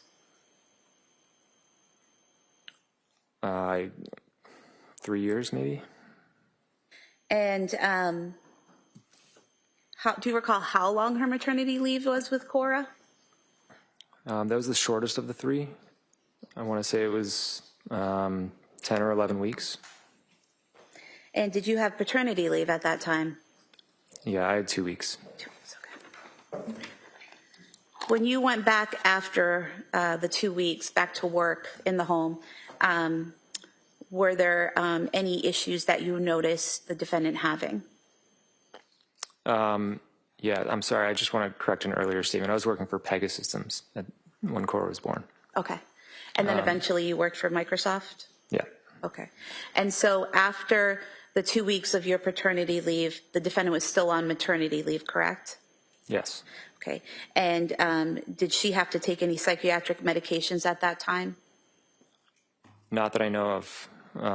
She had a lot of anxiety, but Okay. So you're saying that she had some anxiety at that time, is that correct? yeah. How did that manifest, or how did you know that? She just really struggled with the date of going back to work. So immediately after having Cora, as she healed physically, what was her mood like when you're both on leave? It was great. It was good. Good, okay. I mean, relatively, yeah. And so did the anxiety start as it became closer in time to when she had to go back to work? Yes. How many shifts was she working at that time? Before Cora was born, she was working at least 40 hours, maybe more. After she went back to work, it was, I think, initially just one. One shift? Yeah. And was that a 12-hour shift? It was per diem, Per diem. and then she eventually did 2 shifts. Okay. I think it was 20 weeks. After 20 weeks, she moved to 2 shifts? I'm sorry, it was 20 hours a week. 20 hours a week, okay. And so from the time she worked her way back up to 20 hours a week at work until she had your next child, did it remain that 20 hours per week that she worked? Pretty much, yeah. Okay. And did you have any assistance in the home during that time after she went back to work? A nanny or a babysitter? Yeah, we had babysitters. We had a babysitter who came probably 12 hours a week. And did that typically happen after your wife had a shift, that the nanny or the babysitter would be there? Yeah, so she could sleep. Did the defendant work overnights? Yeah. And how long did you have that nanny or babysitter for? Several years. Do you remember her name? We called her Miss Jen Miss Jen? Do you remember her last name? Shanahan. And then you had a second child, is that correct? Yes, And what was their name? Dawson. And what was Dawson's date of birth? September 30th, 2019. And was Miss Jen still helping out in the home at that time? Yeah. And what was Dawson's delivery like? Pretty traumatic. How so? He was in I think a breech position. So he came out in I guess I don't know much about it, but not an ideal way, and it caused just significant bruising and tearing. So again, did the defendant with this second pregnancy have some pain and difficulty physically healing from the birth? Yeah, much more so than Cora. Okay. And was she on maternity leave at that time? Yes. How many weeks leave did she have at that time? I don't recall, but I think it was more than the traditional 12. I want to say it was 13 or 14, maybe more.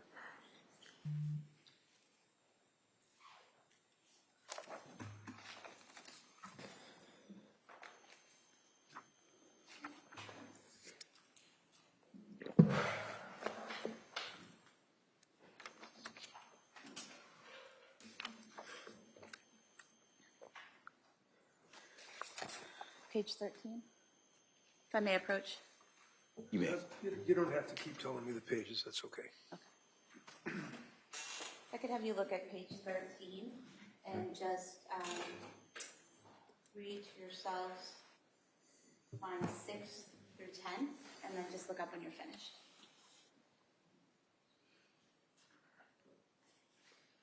Okay. Thank you. Does that refresh your memory as to how much maternity leave the defendant had after Dawson's birth? Yeah, And what was it? 18. 18 weeks? Is that correct? I believe so. Okay.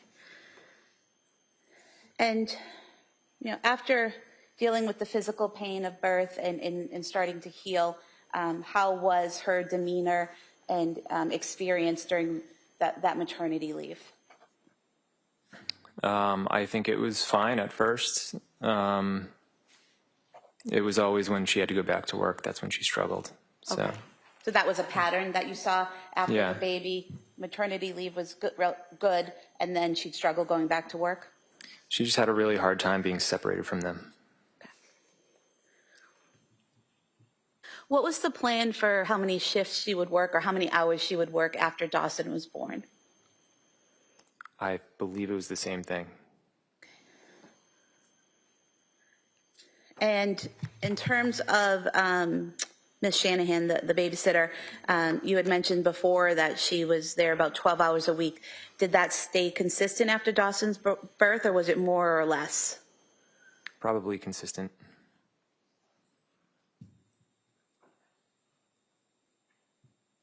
After Dawson's birth, did the defendant ever tell you whether she was on any psychiatric medication after Dawson's birth? No. Did she seek treatment or tell you she sought treatment after Dawson's birth? Yeah, she got a therapist for a short period of time, but it didn't last very long. Did she tell you that at the time or later? At the time. Okay. And did she have any psychiatric hospitalizations or commitments at that time? No. What about after Cora's birth? Any psychiatric hospitalizations or treatments? No.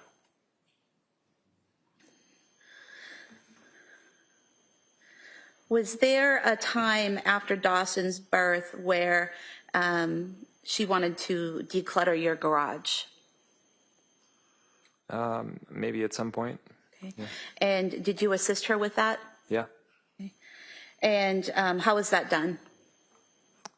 We had a lot of stuff to throw away, and I think we sold some stuff on Facebook Marketplace. We just had a lot of stuff. So did the two of you go through the items in the garage and organize it into what you would keep, what you would throw away, and what you would sell? Yes. Okay. And so it was very organized? I would say so, yeah. And you finished the project, is that correct? It was always ongoing. Now, eventually you had your third child, correct? Yeah. And what was their name? Callan. And what was his date of birth? May 26th, 2022. Can you describe that delivery for us?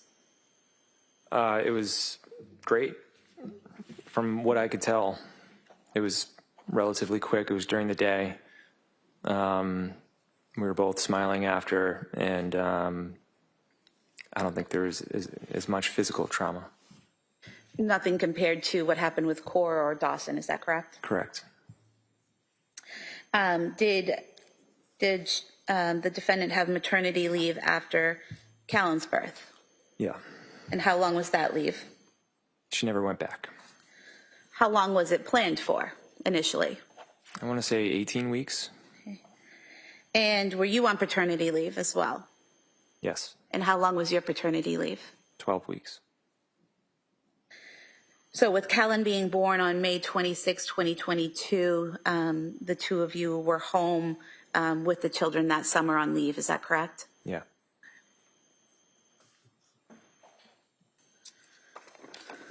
What was family life like during that time period, those summer months?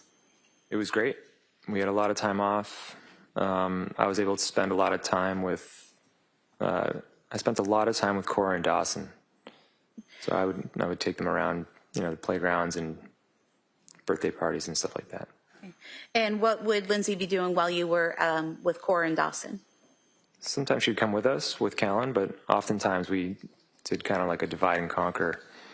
So she'd be home with Callan and I'd be out with the older kids.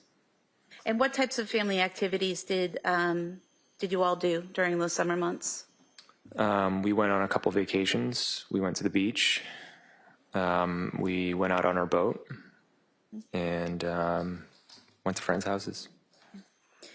During those months when you're going to the beach and out on the boat and visiting with friends, were there any signs of anxiety in the defendant during those months? I would say starting in September, yes, but in the previous months, not so much. When had she been scheduled to go back to work? I don't remember the exact date, but I think it was October. Okay. So again, it was that pattern of as it became closer in time to go back to work, Yeah. she started to struggle? Yeah.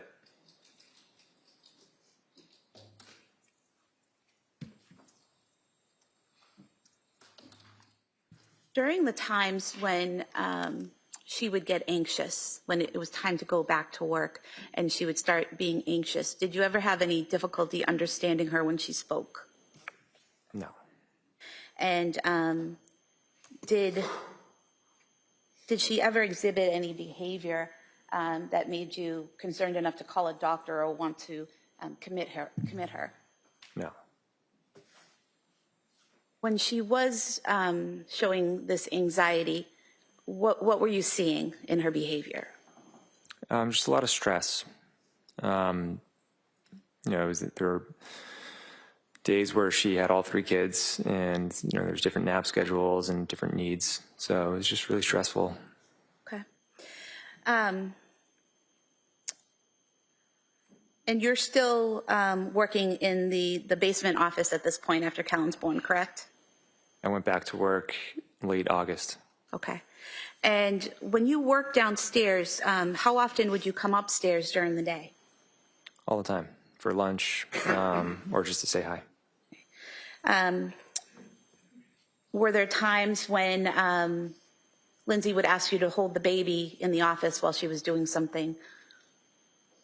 So, yeah. Okay. And were there times when you would watch one or more of the children while she took another to a doctor's appointment or to an errand or something like that? Yeah, if it worked out with the schedule, yeah. Okay. What was the plan in terms of how many shifts or hours she was going to work after Callan?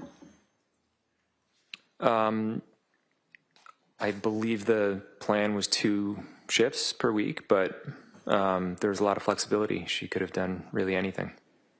Do you recall saying previously that you were going to start off with one shift and hopefully move to two? I could imagine, yeah. Okay. And you said there were some options, correct? What were those options if that didn't work out? Well, I always put money aside in basically our own maternity account, just so that if she needed more flexibility, we planned for that. So if she needed more time off, more than what her work would provide for her, you were financially secure enough to afford that at that Yes. time?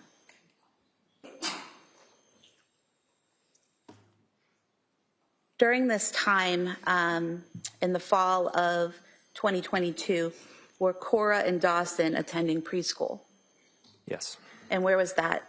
Learning Sprouts, And where is Learning Sprouts located? Duxbury. How often were they attending Learning Sprouts? Full days Monday, Wednesday, Friday, and a half day on Thursday. And what was a full day? What hours? I think it was 9 to 4. 9 a.m. to 4 p.m.? I think so, yeah. And what was a half day? Like 9 to 12:30. I think they might have had some days where they started early. I can't remember. Okay. But basically all day, working hours all day, Monday, Wednesday, Friday, and then the mornings on Thursday, is that right? Right.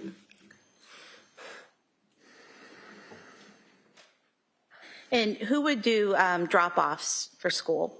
We both would. And what about pickups? Both of us. Together or take turns? Usually we would take turns. Now, at some point in time after Callan was born, did you hire a nanny?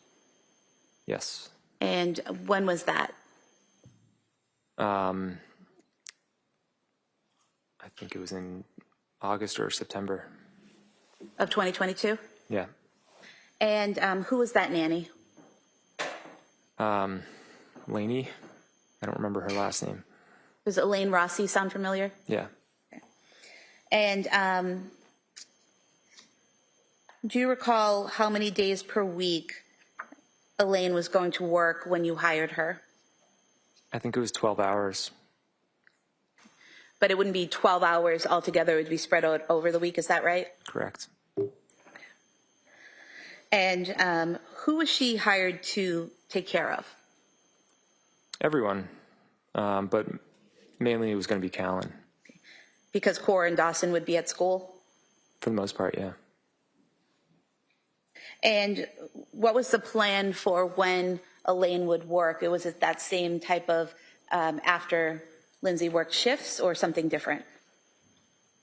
Yeah, the goal was after Lindsay would work. I mean, she never went back to work, but I think we wanted to get her just like oriented with our house and the kids. So we had her start before, and then she was amazing. She was an amazing caregiver, but eventually we decided to let her go because Lindsay was home anyways.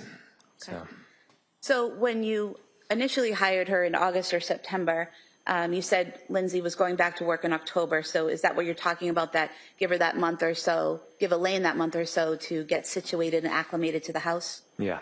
Okay. Have the kids get used to her, is that right? Yep. Okay. Elaine, did she also do some cleaning, laundry, and food prep? Yeah. She was amazing. Now, during this time frame, and again in the end of summer, fall period of 2022, what types of activities were Cora and Dawson doing? Gymnastics. Are you talking about organized activities or just in general? Organized. I only remember gymnastics. Did they both do the gymnastics? Yeah. And then were they also participating, maybe not in organized situations, but in swimming, soccer, skiing, things like that? Yeah, they were doing swimming, and yeah, Cora and Dawson did skiing. Yeah, Cora started doing soccer. She didn't really like it, but did a little bit. And who took them skiing? I did. And in terms of the swimming, where would you do that?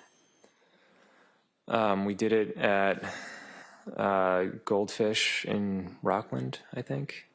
And then Lindsay took them somewhere in, I think, Plymouth. I don't remember where it was. So you would each take them swimming at various times? Yeah. Okay. Did you also do some swimming at the Kingsbury Club? Yes. And what is the Kingsbury Club? It's like a gym with a pool, and they had childcare, so sometimes they would hang out in the kids' room and we would go work out. And is that in Duxbury? It's on the Kingston-Duxbury line. I'm not entirely sure, but yeah. Okay. And so you could drop the kids off at the daycare portion and go work out or swim or something like that? Yeah, or we could go with them and go swimming. Okay. Did Lindsay work out? Yes, She was very health conscious? I think so. And were you aware that she had been an athlete in both high school and college? Yes. Do you recall what she did? Competitive cheerleading. Now, when you were together, what type of exercise would she do or did she prefer? She did a lot of running. She did the Peloton, and she did there's like some program called Beachbody, I think. Do you recall when she started Beachbody? Maybe in the spring of 2022. I'm not sure. So right before having Callan, would that be accurate? Probably, yeah.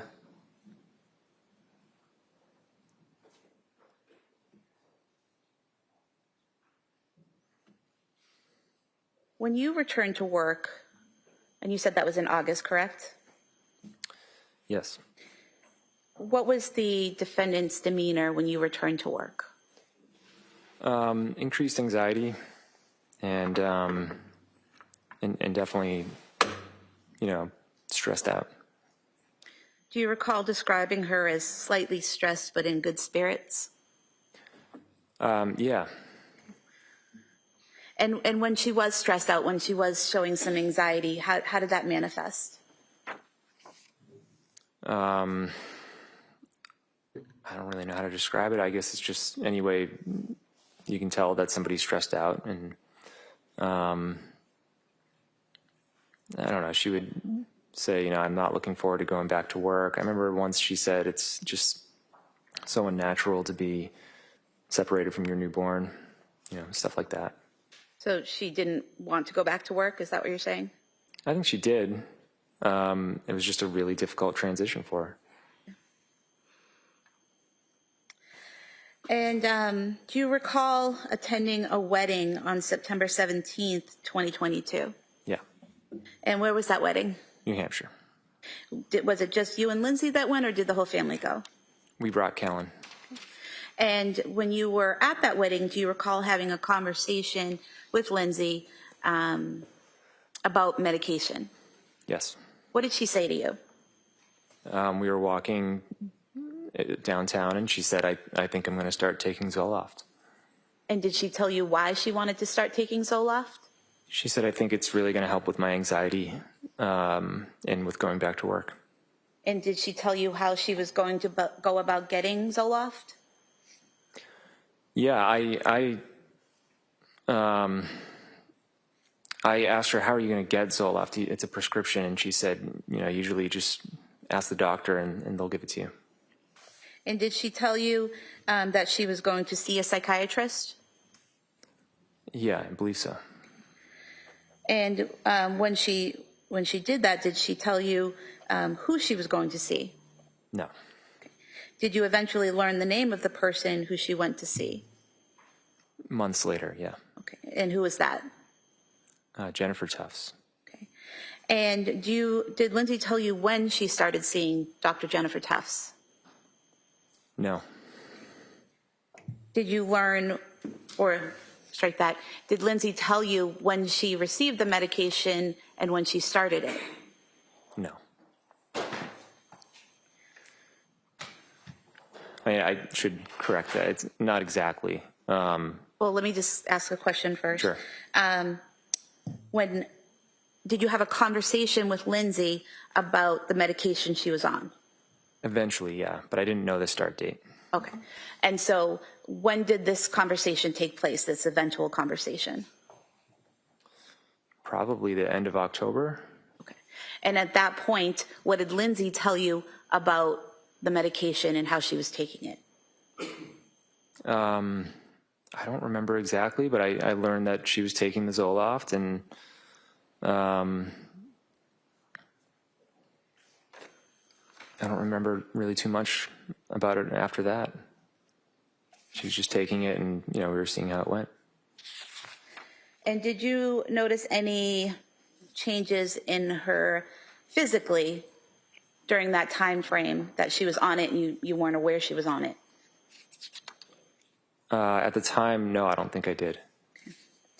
And did you notice any changes in her emotionally during that time when she was on it, but you weren't aware she was on it? Yeah, she wasn't really improving. She just kind of seemed to be gradually becoming more in like a depressed state. And how was that manifesting? What were you noticing? It was just small things. I was planning a trip with Cora to San Francisco, and she was nervous about us going. And I remember we went to a Halloween event, and just leading up to it, I remember it just kind of seemed like she didn't want to go for some reason. Okay. Now, do you recall learning that she had actually obtained the prescription the day before she told you she was going to ask for the prescription? I did later learn that, yeah. Okay. So she's telling you at the wedding that she is going to ask to take this medication and going to see a psychiatrist to get on that medication, but she actually already had the prescription. Is that correct? Correct. I don't think she started taking it yet, but she already had it. Okay.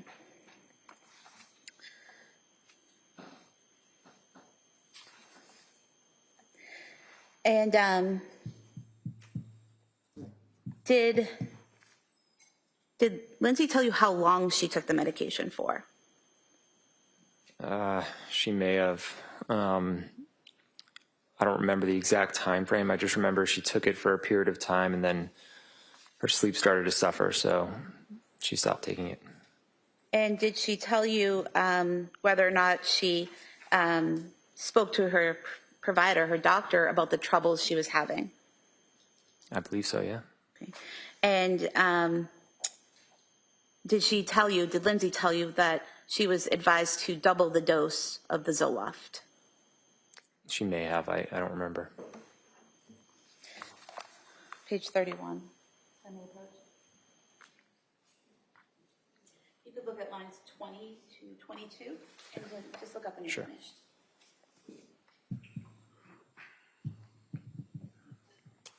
Okay, yeah, apparently she did. Did that refresh your memory? Yeah.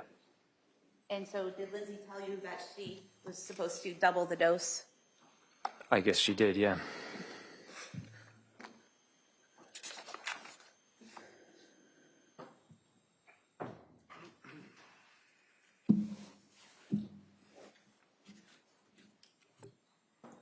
Did you notice any changes in her sleep during that time when she was on the medication but you weren't aware she was on it? Eventually, yeah.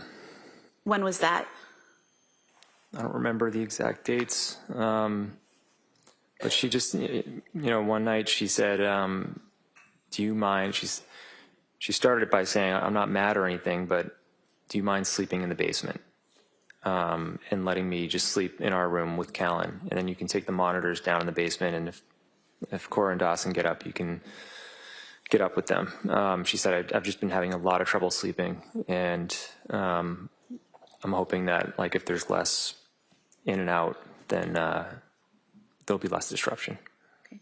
Had you noticed prior to her telling you this that she was up a lot or having trouble sleeping, like physically seeing her awake?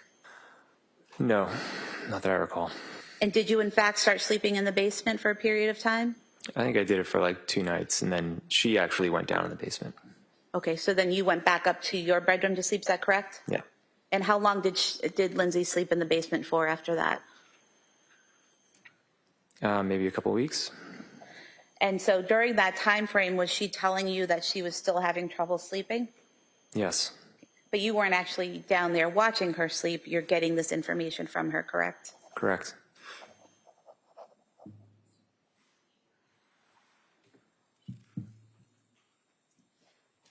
Were you aware that out of the Zoloft prescription she was given, she only took 7 pills? No.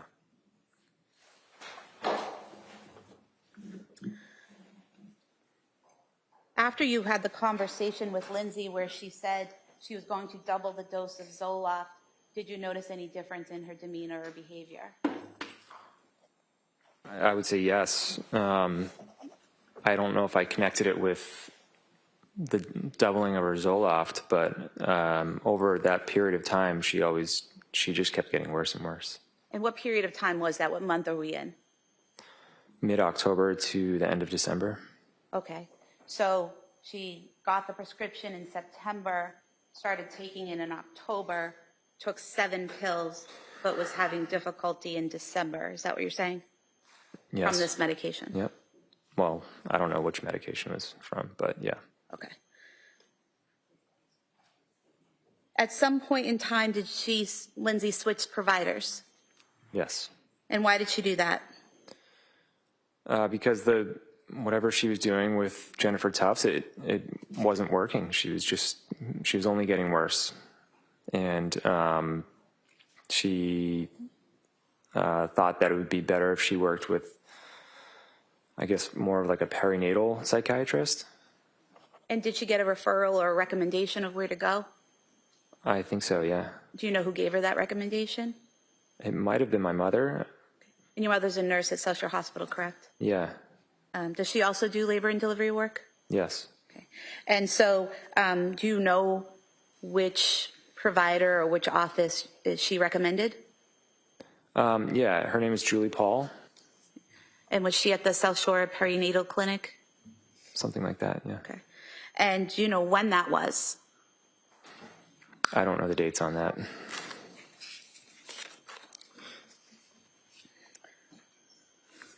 Do you recall saying previously that it was towards the end of November? Yeah, that sounds accurate, yeah. Okay. And you said she initially saw someone named Julie Paul, is that correct? Correct. Okay. And do you know how long she saw Julie Paul at that facility? I think it was only 4 or 5 days. And were you aware that Julie Paul left that office? Yes. And do you know who Lindsay saw after Julie Paul? Rebecca Gelata. And was Rebecca Gelata a nurse practitioner? Yes. Were you aware that she also saw a licensed social worker therapist named Letitia Dukes while she was at the South Shore Perinatal Clinic? I don't recall Letitia Dukes, but it's possible. So Lindsay never told you that she had therapy sessions with a person named Letitia Dukes during that time frame? I don't remember any therapy sessions now. Okay. After switching to Julie Paul and then Rebecca Gelata, did Lindsay start coming home with different prescription bottles? Yes. Okay. And were some of these medications that she came home with, were some of them during the time she was with Dr. Tufts? I think some of them were, yeah. And some of them were while she was with Julie Paul, is that correct? Correct. And then some while she was with nurse practitioner Gelata, is that correct? Yes. Okay.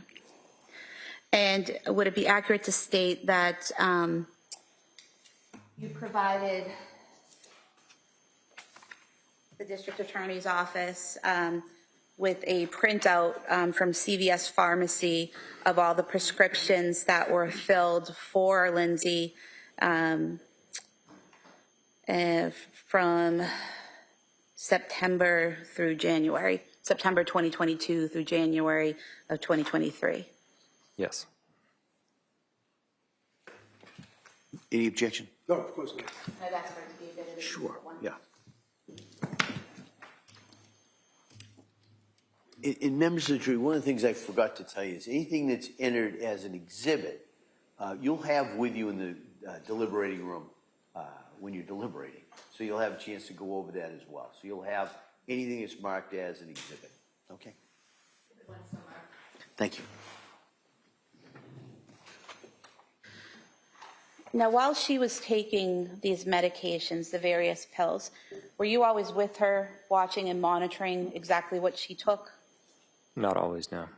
Sometimes you'd see it, sometimes you wouldn't? Yeah. Directing your attention to February 6th, 2023, did you go to the district attorney's office and, or have your attorney go there and provide a bag of prescription medication that had belonged to Lindsay? Yeah. I think the police took a bag of prescription medications that night, the night my kids passed away. Mm-hmm. And then there was a bag that I had in my truck that I was supposed to, nurse practitioner Gelada said you can bring them to like a police station. They get rid of them for you. But I never got around to it. And where had you stored those in your truck? In the center console. It's like underneath the center console that opens. You have one of those center consoles that open up, but then there's another larger compartment below it? Yeah. So was it your plan to bring these to a location where they could be properly disposed? Yeah, I didn't want to just throw them in the trash, so. And these were all medications that had been prescribed in the past to Lindsay, but she was no longer taking, correct? Right.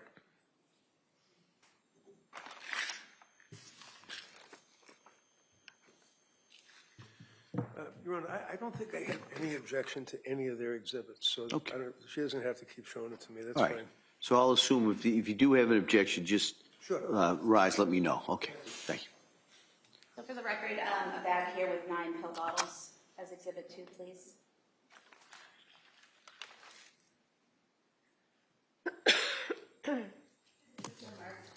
Thank you.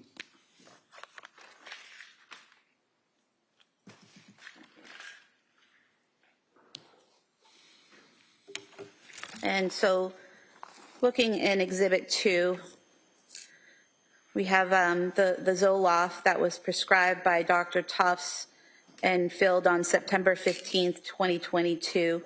And I think I asked you earlier, you weren't aware that only 7 pills were taken out of this, correct? That's correct. Okay. And then there's another prescription in here for Ativan that was filled on October 26, 2022.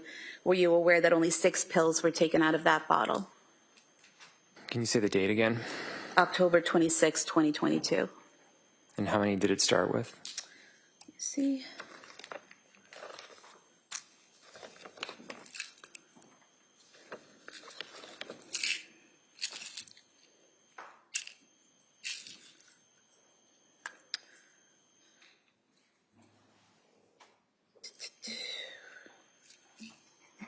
Okay.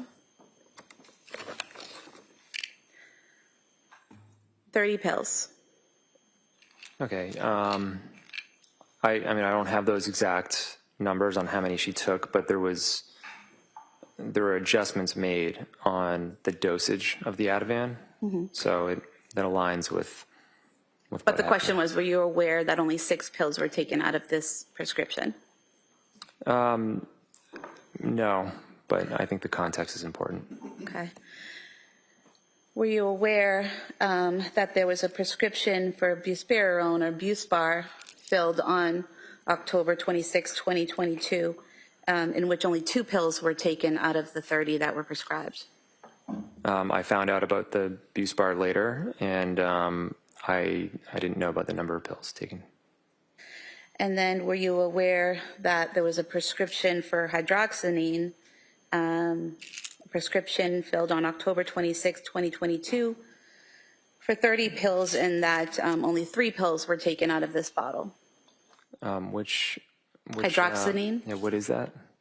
I believe it's in some type of, similar to an antihistamine, like Benadryl or something like that. Oh, okay. I don't really recall much about that drug. Okay. And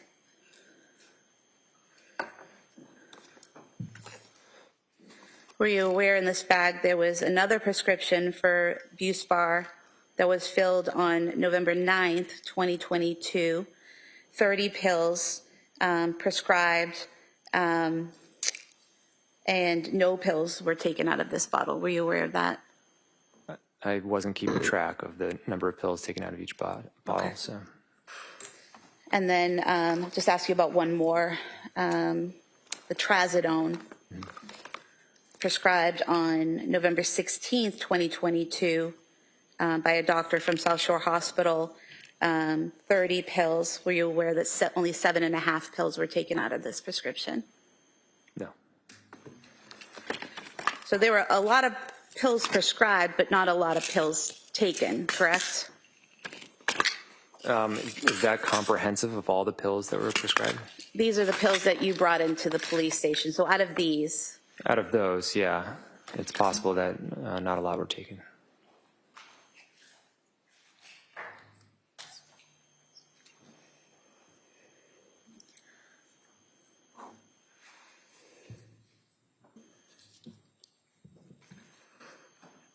do you recall what was the most amount of pills prescribed? I guess I could ask this better. What was the maximum number of medications she was on at any one time? I want to say 3 or 4. Okay. Would it surprise you to know that she, at any given time, the most she was prescribed was 3, but most of the time it was 2 medications that she was prescribed at any given time? It wouldn't be terribly surprising, no. Now, on November 16th, 2022, did Lindsay visit South Shore Hospital? Yes. Okay. And why did she go to the South Shore Hospital that day? I believe that day it was because she basically went 48 hours without sleeping. And was she having heart palpitations? I think so, yeah. Were you aware that she had taken a weed gummy that day? I don't recall. And are you aware that she didn't tell medical staff at the hospital when describing her symptoms and her medication that she left out that she had used marijuana? I wasn't with her, so I don't know what she talked about at the hospital. So she drove herself to the hospital? She did. And she drove herself home from the hospital then? Is that correct? Now, during this time frame between September and November of 2022, are you still participating in activities as a family? Between November and December? Between September and November? Yeah. Okay. And what types of things were you doing? We celebrated Halloween. I don't really remember what else, but I think we were doing things regularly. Do you recall going to an event with food trucks?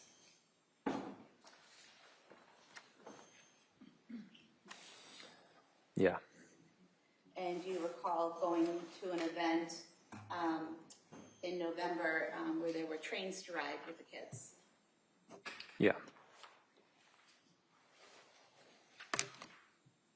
So we have the photo from the food truck event, this is Exhibit 3. And the photo from the train event is Exhibit 4. 3 and 4 somewhere. Can I publish? You may.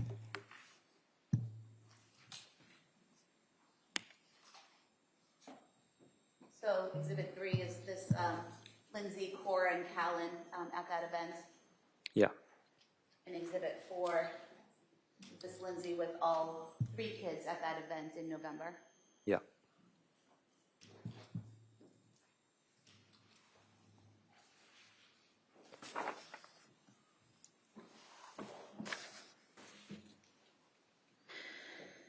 Did you have plans for Thanksgiving that year?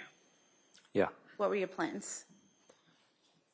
I believe the order was we went to Wallingford where her parents lived in the week before, and then the week after we went to my sister's house. And where did your sister live? What town? South Hamilton. And that was a week after Thanksgiving, is that right, correct? I think so, yeah. Yeah, it was.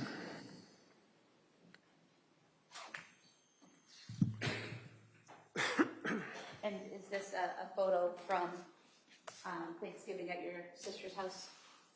Yes. I could have this photo marked as Exhibit 5, I believe. All right, that may be marked.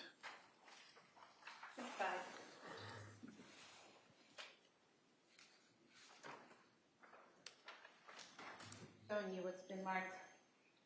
Exhibit 5. Is this Lindsay here on the left? Yes. And are those your sisters in the photo with her? That's one of my sisters and my sister-in-law. Okay. And have they coordinated outfits for the day? The shirts? Yeah, I think my sister did. What was Lindsay's demeanor that day?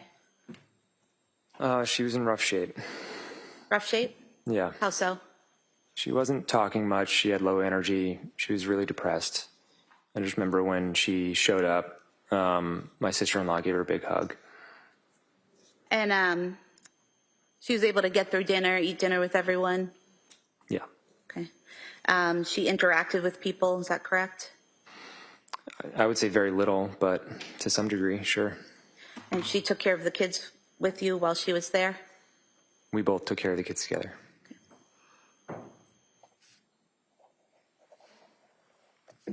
You mentioned earlier that your wedding anniversary is in December, is that correct? Yeah. Do you recall going out for your anniversary on December 3rd, 2022, going into Boston? No, we didn't go out. You don't recall arranging for a massage for Lindsay and then going to the Omni Parker house and going out to dinner that night? No, December 3rd, 2022, we stayed home. You stayed home, okay.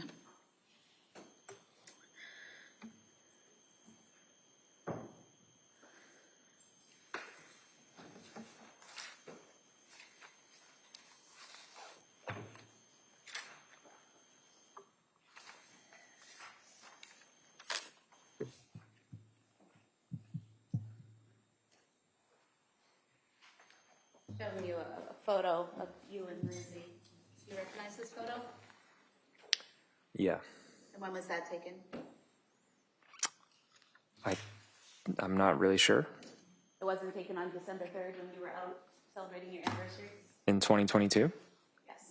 No. No, we wanted to go out, but we canceled because she wasn't feeling well. So we stayed home. We got takeout. Okay.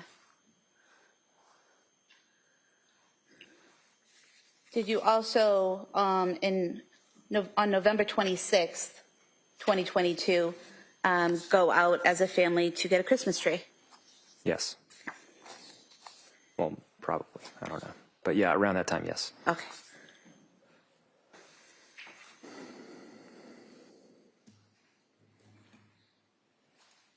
Showing you two photos. Are these from that day when you got the Christmas tree? Yeah, that looks accurate.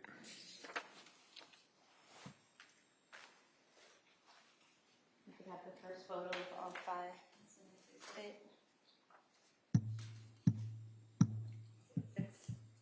And then the second one is Exhibit 7.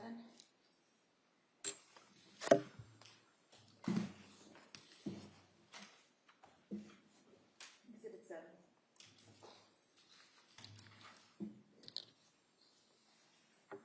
Showing you Exhibit 6.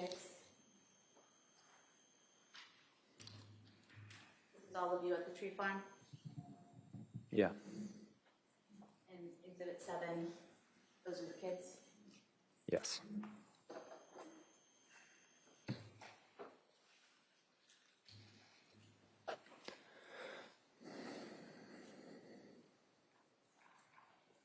Around December 6, 2022, did Lindsay tell you she was starting a new medication? I don't remember specifically. Is it that you don't remember the date or you don't remember her starting a new medication? I'm not sure.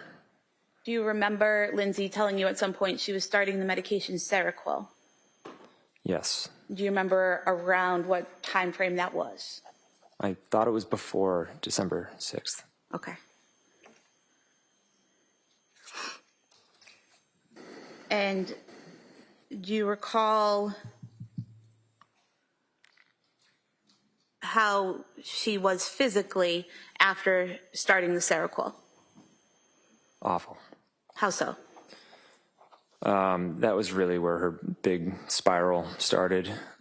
She started to lose a lot of weight, and she became very depressed, and she was having a really hard time. And did she describe to you some thoughts or feelings that she was having at that time? Yeah, she started to say she was suicidal. And was that in December of 2022? I think so, yeah. And when she told you she was suicidal, did you ask her if she had a plan on how to kill herself? Yes. And what was her response? She said no. And did she ever mention a specific way or plan she had to kill herself to you? No. And at some point in time, did she tell you that this was the first time she had had suicidal thoughts?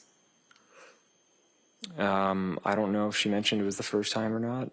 I just remember her saying she had them. Had you ever heard her say that to you before, that she was having suicidal thoughts? No. Did you own at that time a Surface Pro, a type of tablet that works as a laptop? Yeah. And who had access to that laptop? We both did. Okay. You and Lindsay? Yeah. And going back to August 22nd, 2022, did you click on a link on that Surface Pro that was titled Methods of Suicide? Not that I recall. And August 22nd, 2022, that was before Lindsay had been on any medications, as far as you know, correct? Correct.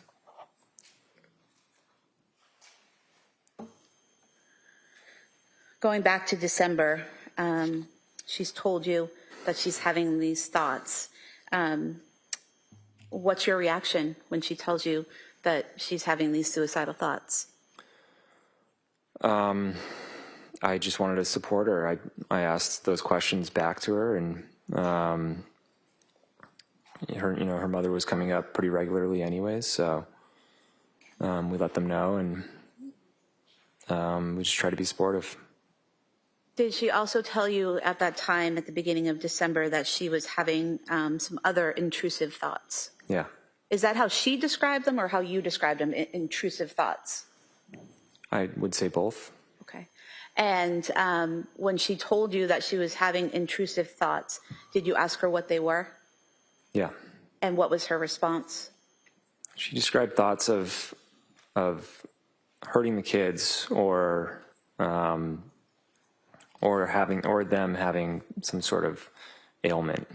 So like she was very worried that Cora had, whenever she had a stomach ache, she became overly worried that she was, had like a liver problem or something much more dramatic than it was.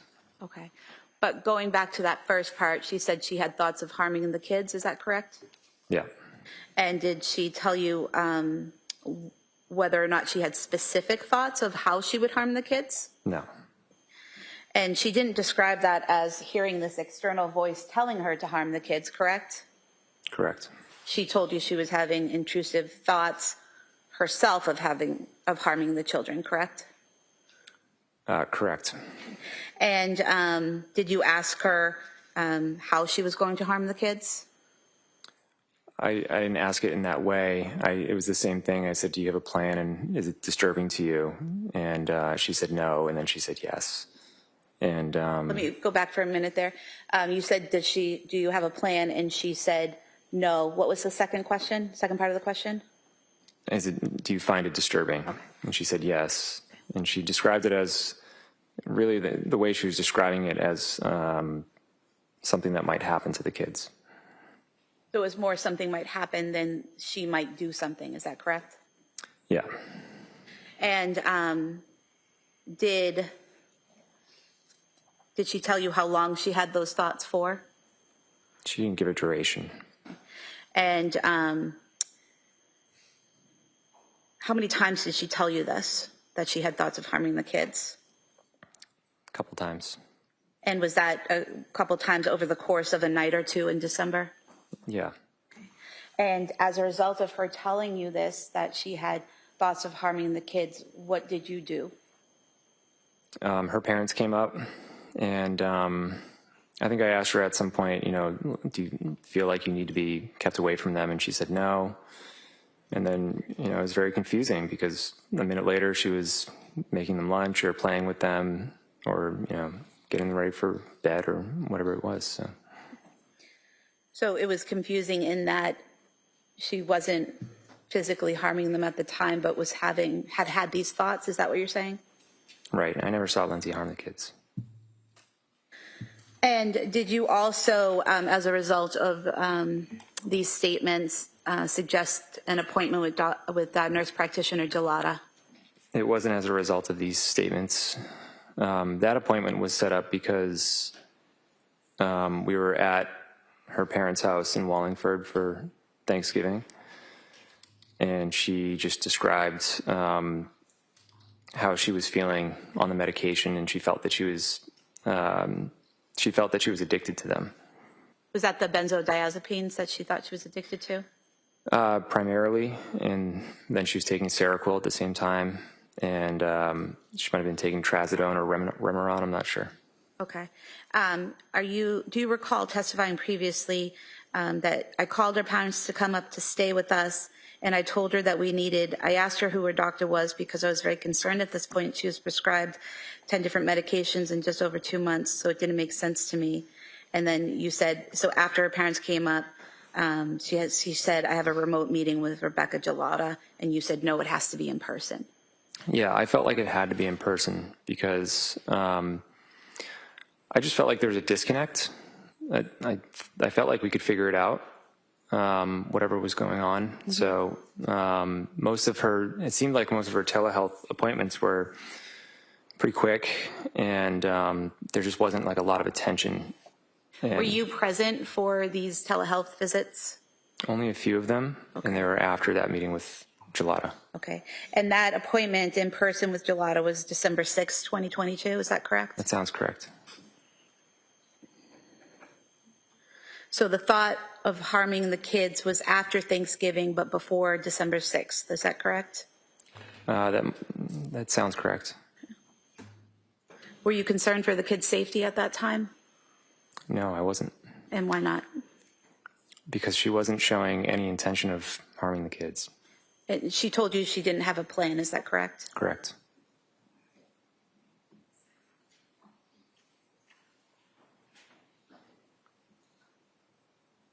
Now, directing your attention to December 15th, 2022, did Lindsay go to Mass General Hospital to the emergency department that day? Yeah.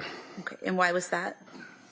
I remember the reasoning being she told her dad that she wanted to commit suicide, and then she said to me, I told my dad I want to die, and it didn't bother me at all.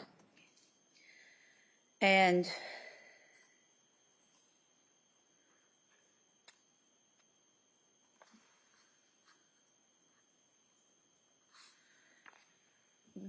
as a result of those statements, you brought her, or did she bring herself to Mass General? I think I brought her that time. And at Mass General, she saw medical staff, correct? Yeah. Okay. And did they recommend to her some type of admission to McLean Hospital? I remember there was one doctor who was in favor of that, and there were two others who were more in favor of a day program. Okay. And did they give you information about a specific day program? Yeah, it was women and infants in Providence.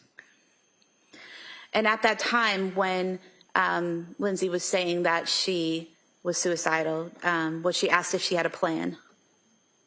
By the doctors? Or by you?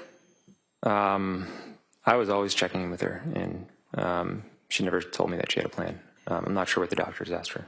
Okay. And After being at Mass General on December 15th, did she go to Women and Infants Hospital in Rhode Island to attempt to get into their postpartum program? She was already in. She went in as scheduled. Okay. And, but she didn't remain in, correct? She was just there for a day? Correct. Okay. And did she go by herself? Did you go with her? I dropped her off, and then I took Dawson skiing. Okay. And at some point in time, did Lindsay reach out to you to say she wasn't staying at the program and to come pick her up? She actually said that the providers at that program suggested to her that she call me and have her come get picked up, and then that I should go in and meet with the providers. Okay.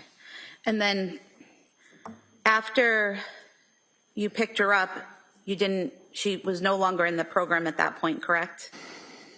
At Rhode Island Women and Children's, right? Well, we discussed it with the doctors, and their recommendation was that the program wasn't right for her. Right. And so you guys returned home, is that correct? Yes. Okay. And during this time frame in December, Lindsay's still working out at the Kingsbury Club, correct? That might be true. I don't recall exactly, but yeah. Okay.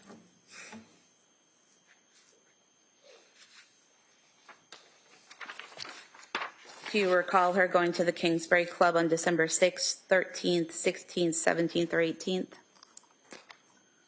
I mean, I believe that can be true. Yeah, I don't recall those exact dates, but yeah.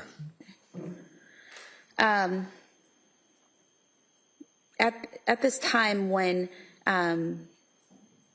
she's saying that she's feeling suicidal, she's telling you she doesn't have a plan, correct? Mm-hmm. She's no longer saying she has any thoughts of harming the children, correct? Correct. She's still bringing the children to doctor's appointments during that time, right?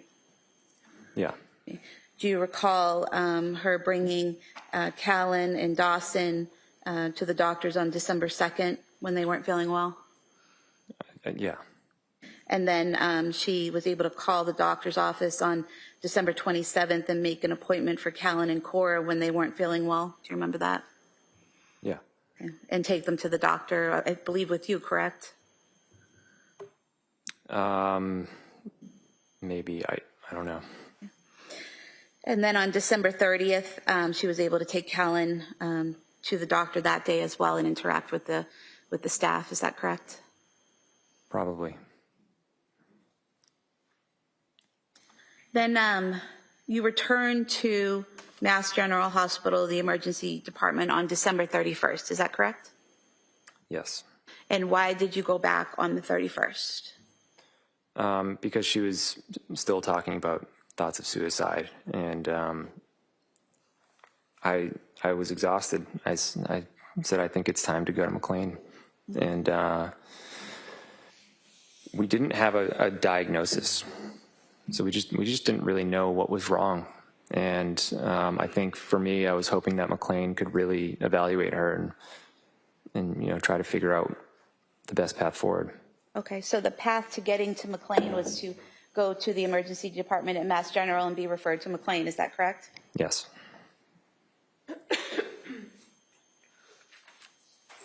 Were you aware that night, while at the hospital, Lindsay was taking selfies? No.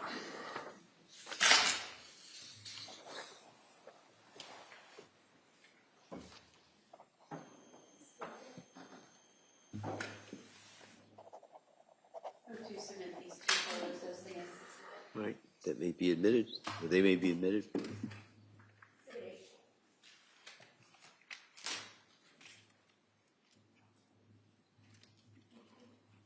Can you exhibit me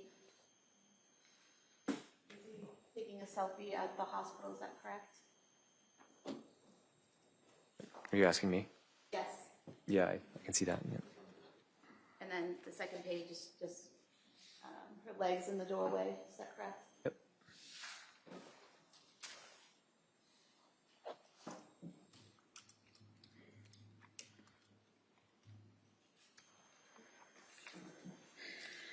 As a result of going to Mass General and telling them about her suicidal thoughts, was she transferred to McLean Hospital? Yeah. Okay. And did you stay with her throughout that transfer process, or were you able to? I was not able to. For some reason, they transfer. I don't know if they do this with all patients, but she was transferred at 3 a.m. Okay. And so she reached McLean in the early morning hours of January 1st, then, of 2023. Is that correct? Yeah. Okay. And did you visit her at McLean Hospital? Yeah. How often did you see her there?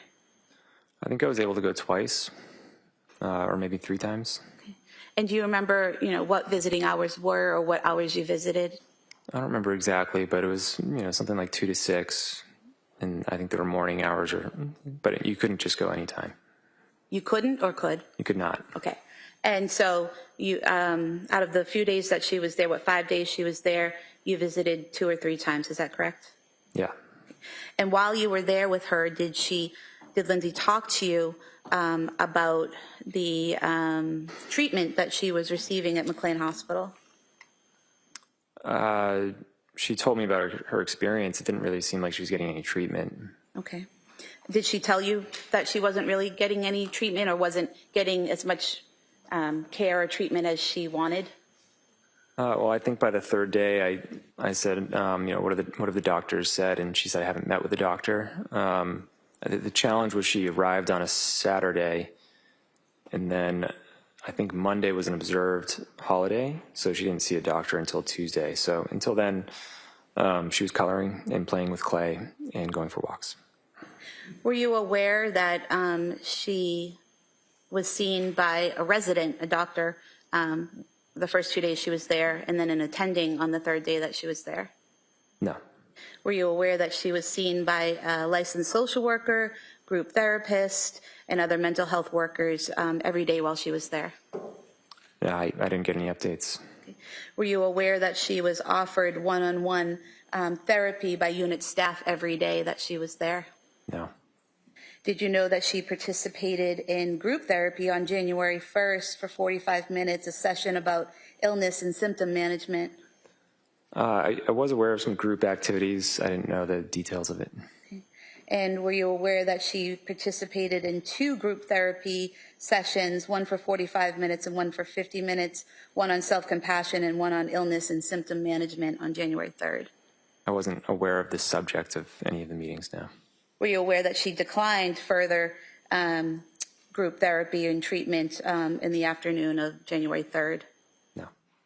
Were you aware that on January 4th she participated in a group for 40 minutes called medication management? No. Were you aware that she participated in a group on January 5th on expressive therapy for 45 minutes? No. And were you aware that she declined further treatment 2 times on January 5th, one to attend group therapy and one to attend a session on cognitive behavioral processes? No. Were you aware that Lindsay asked the doctors to be discharged on the 6th, Friday the 6th, because she wanted to go to Cora's birthday party on the 7th? Not that I recall. Were you aware, or did Lindsay tell you that she then asked the doctors to discharge her on January 5th because she wanted to go home and get ready for the party? I wasn't aware of Lindsay asking the doctors to be discharged. Okay. Were there any insurance issues in terms of insurance refusing to pay for her stay at McLean Hospital? We didn't really get to that point. You weren't advised by the social worker or any staff there that there were any issues with your insurance, is that correct? Yeah, that's correct, but I wouldn't have cared either. Would you have just paid for it if needed? I would have paid anything, yeah. Ms. Sprague, is this a good time to break? Yes. All right, so members of the jury, we're going to break for the afternoon recess, and we'll see you back here about 2 o'clock, okay? Court, all rise. Court, close your notebooks, place them on your chairs.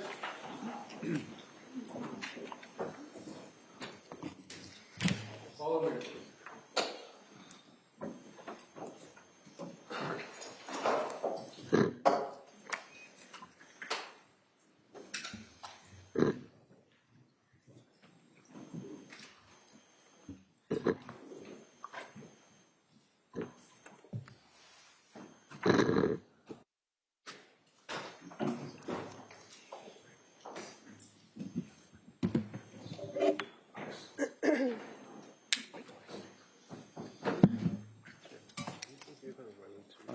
Council, anything we need to address before the break? No, Your Honor. All right, so we'll see everybody about 2 o'clock. Thank you.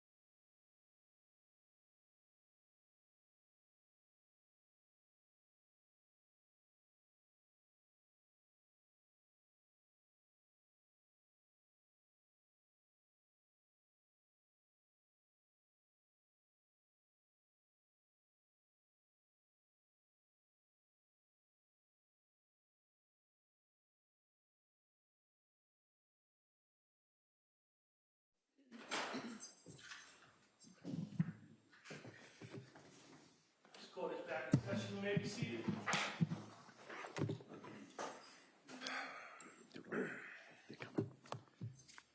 Right. Anything we need to talk about before we bring the jury in?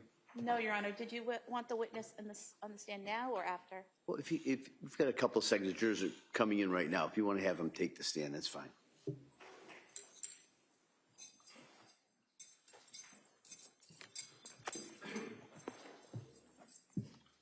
Right this way, sir.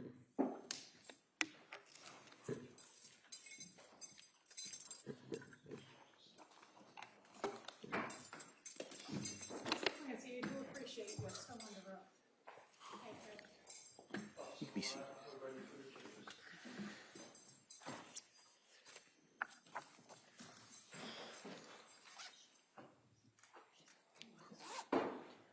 Court, all rise.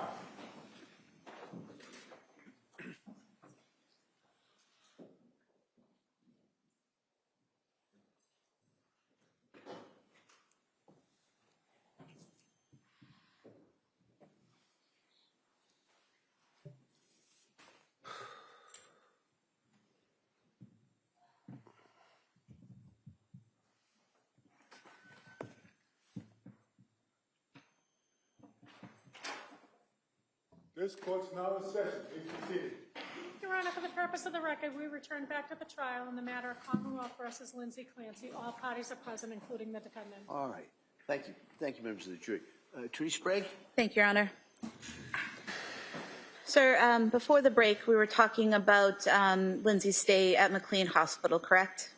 Correct. Were you aware that she was discharged on January 5th, 2023? Yes. And did you, in fact, bring her home that day? I picked her up, yeah. Were you aware that she had a follow-up appointment with Dr. Jennifer Tufts the following day? Yes. I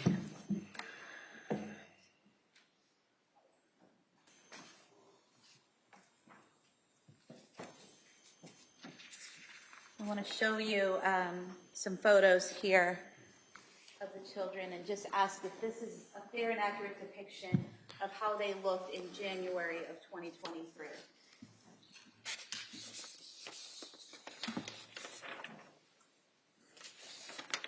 Yes. Thank you.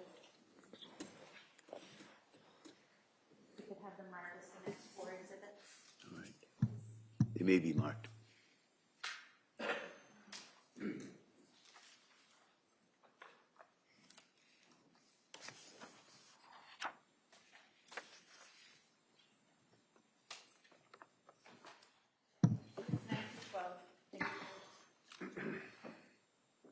Sir, showing you exhibit 9. This is Cora, correct? Yes. Can you tell us a little bit about what Cora was like in January of 2023, what her interests were? Your Honor, I'm going to object at this point. Counsel, could I see it sidebar?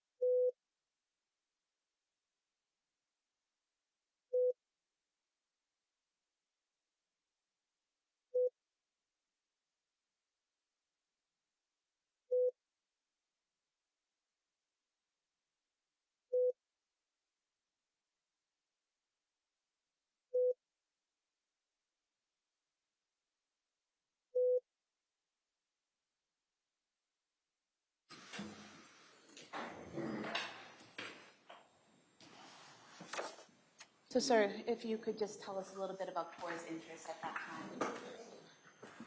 time. Cora was into princesses. And she had a lot of friends. And she just liked taking care of people. And showing you exhibit 10, Stossin, correct? Yes. What kind of things was Dawson interested in 2023? He was into firefighters and trucks. And he liked Paw Patrol. Exhibit 11, Alan. He's only 8 months old, correct? Correct. Did he have any interest or He was just a happy baby. baby? And then just showing you quickly Exhibit 12. Does this picture clearly indicate their sizes in relation to each other in January 2023? Yes.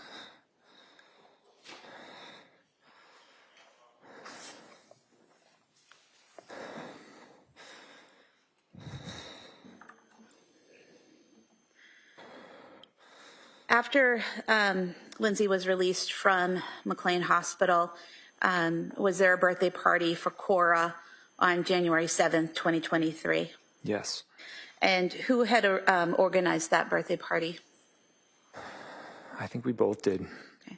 And where was it? It was at Nova in Plymouth. And was Lindsay present for the party? Yes. And do you recall who got all the supplies and everything for the party? I think Lindsay did. We could play a video. I'm going to ask you to look at a video and just tell me if you recognize this as a video from the party.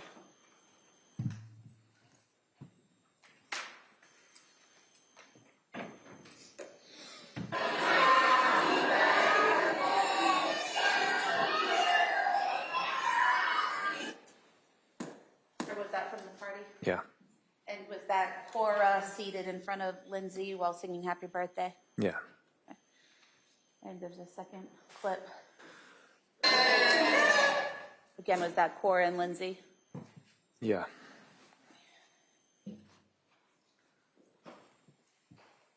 Hope to have the birthday videos as the next exhibit. That may be admitted. 13 so far.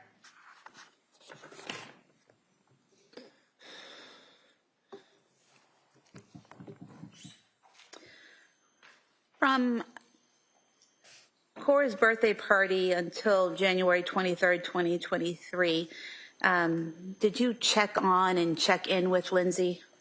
Every day. And how did you do that? I would ask her in the morning how she's feeling, how she slept. And did she tell you that she was sleeping better? Maybe a little bit better, but she's still struggling.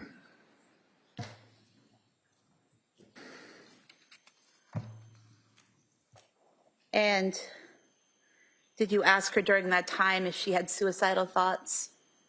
Yeah. And what was her response? She told me no. She told you what? She said no. No. Did she ever tell you during that time period that she was having thoughts of harming the children? No. Did you as a family go to the Museum of Science on January 8th, 2023? Yes. Was the defendant able to participate in activities with the children while at the museum on January 8th? Yes.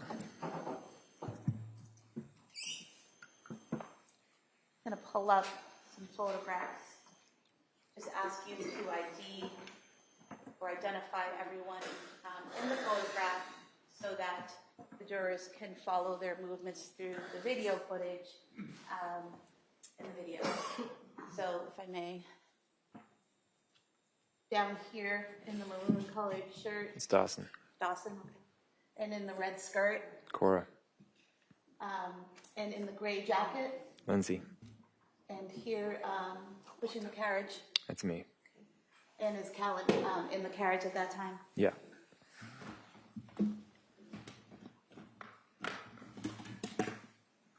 And permission to play the video, Your Can I Honor? see you again, sidebar?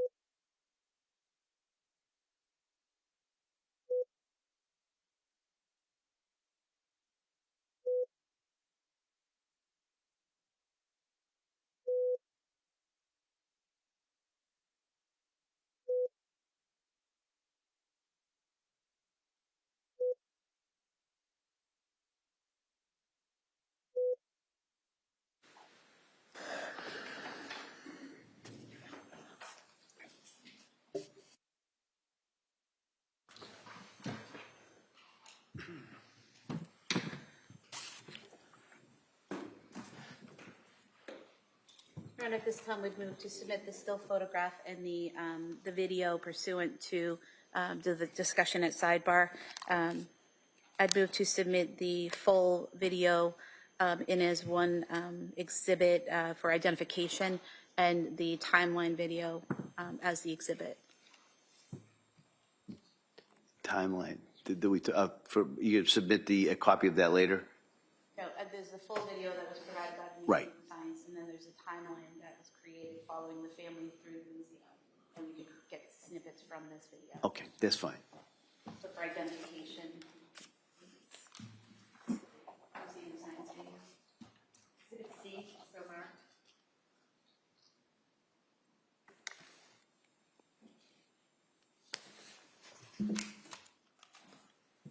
And the museum timeline for the next exhibit, exhibit 14. So marked.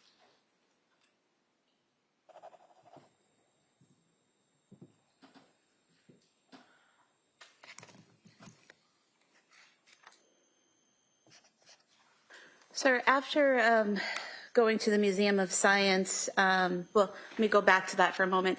At the Museum of Science, do you recall the defendant being able to interact with the children at exhibits that required manipulating knobs and materials and showing the children how to do those exhibits and interacting with them at those exhibits?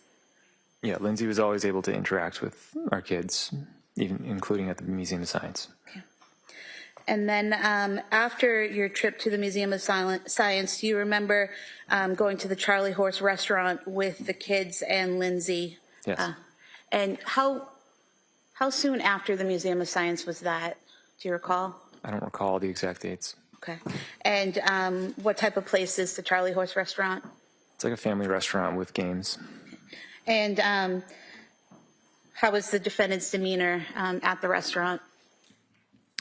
It was good. I was hopeful Why were you hopeful? because she seemed much better. And then on January 14th, 2023, were you able to go to brunch with your friends while the defendant was home with the children? Yeah. And about how long were you gone? About 2 hours. Were there any issues or problems that you were aware of while you were gone? No. She encouraged me to go. She said, "You've just been inside a lot. You should go out." And it was fine. And while you were there at brunch, she send you photos of the kids and text messages? I think so, yeah.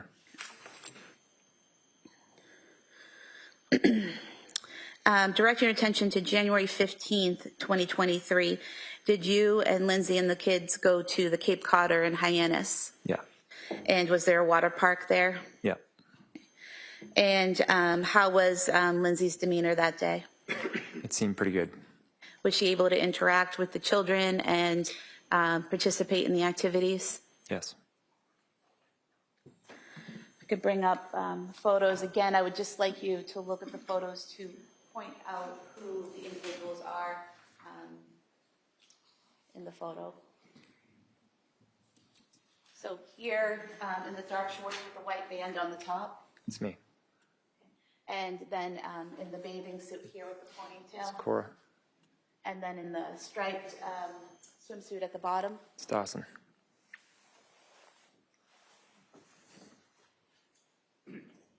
And then here in the black bathing suit without shoulder straps, Lindsay. Lindsay. And that was Cora with her? Yes. And in this third photo, is that Lindsay with Callan in her arms? Yeah.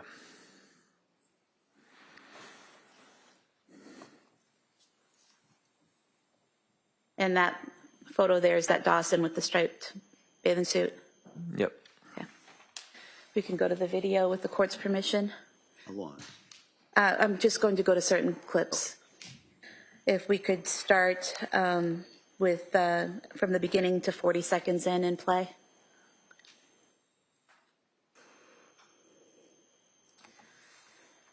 Sir, if you could tell us who, well, can you confirm that that's you and the children and Lindsay arriving now? Yes.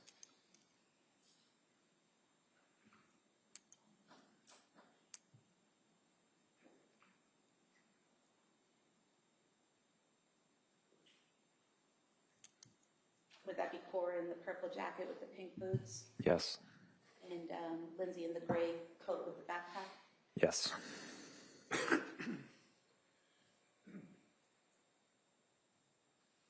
And then if we could go to 139.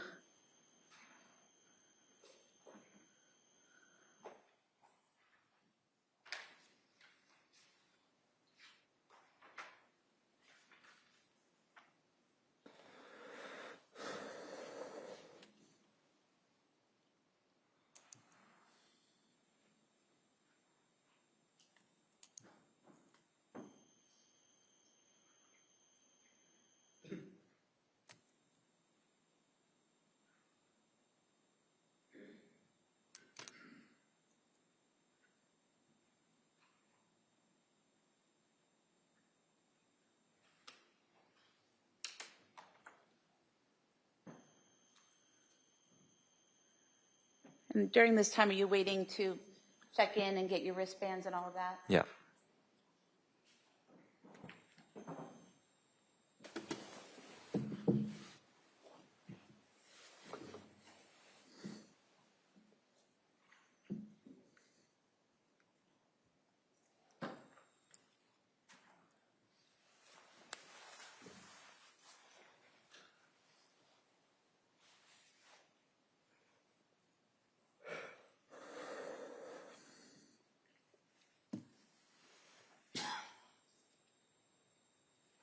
We could go to 647.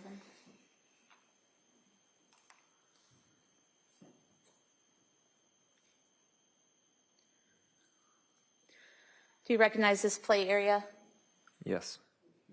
And did you and Lindsay and the children go over to this hardship area? Yep. Showing you here, is that Cora that just went down the slide? Yeah.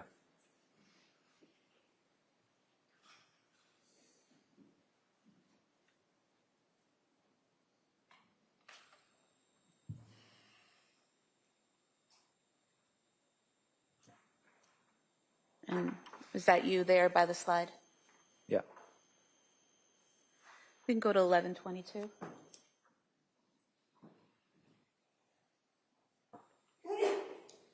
Let's see.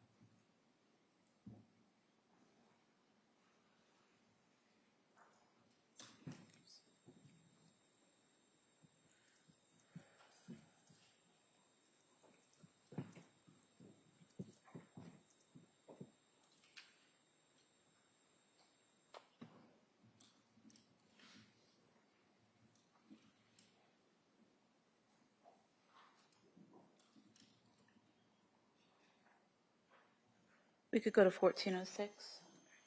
Oh.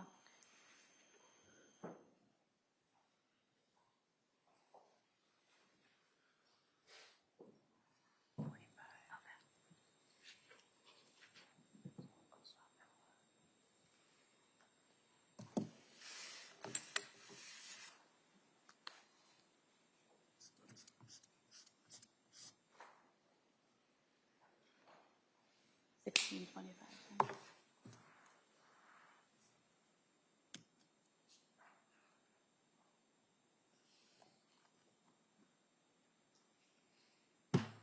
Sir, here at 1625,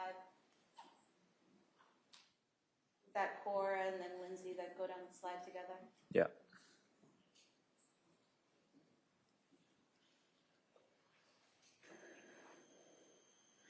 We can go to 1745.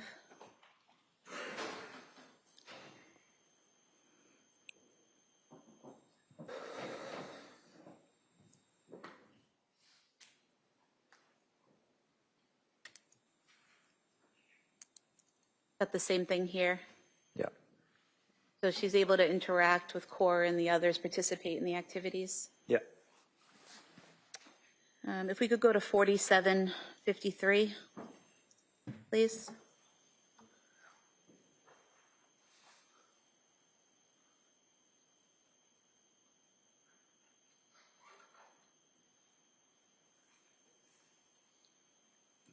You're up in the corner here.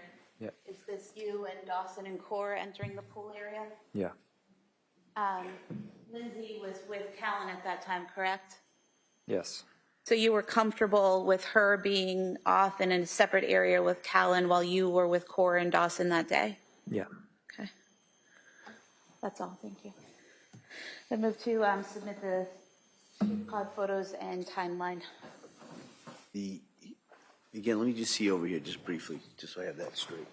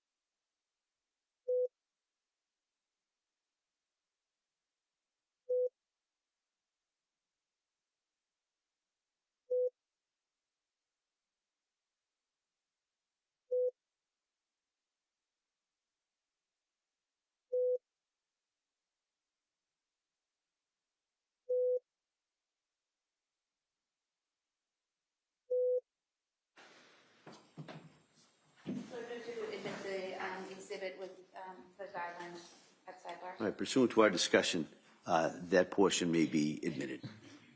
15 somewhere. What's it, 15? Okay, thank you. Sir, directing your attention now to January 16th, 2023. Did you go skiing that day? Yeah. And who did you go skiing with? Cora. And was it just the two of you? No, we went with another dad and his son, Okay. And who was that dad? Adam Schwabach. And was Lindsay home with Callan and Dawson that day when you went skiing with Cora? Yeah. Were there any issues or problems that you're aware of when she was home alone with the kids all day? No. And was she able to communicate with you throughout the day? Yeah. And how was that communication done? Texts. I might have called her. I'm not sure.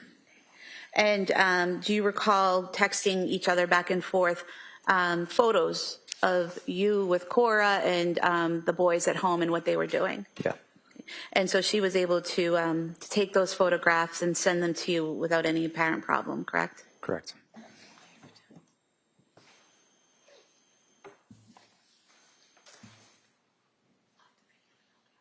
Show you the 3 text messages with the attached photos. If you can see those.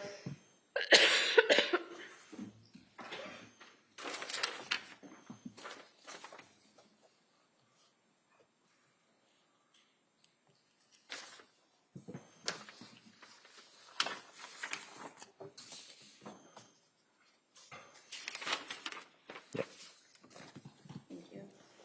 And sir, are these accurate copies of the text messages with the photos that were sent between yourself and the defendant on January 16th, 2023? Yes. If I could move to have these marked as the next 3 exhibits, Your Honor. They may be admitted.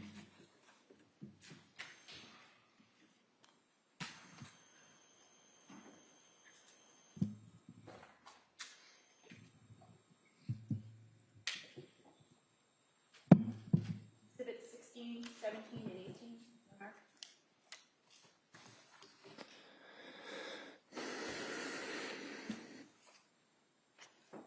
And so, sir, showing you the first photo, which was marked Exhibit 16, did you start off the conversation by sending the photo of you and Cora skiing? Yeah. And showing you Exhibit 17, did Lindsay respond by taking and sending this photo of Dawson? Yeah. And then did she respond again, sending you a selfie she took of herself and Callan? Yeah.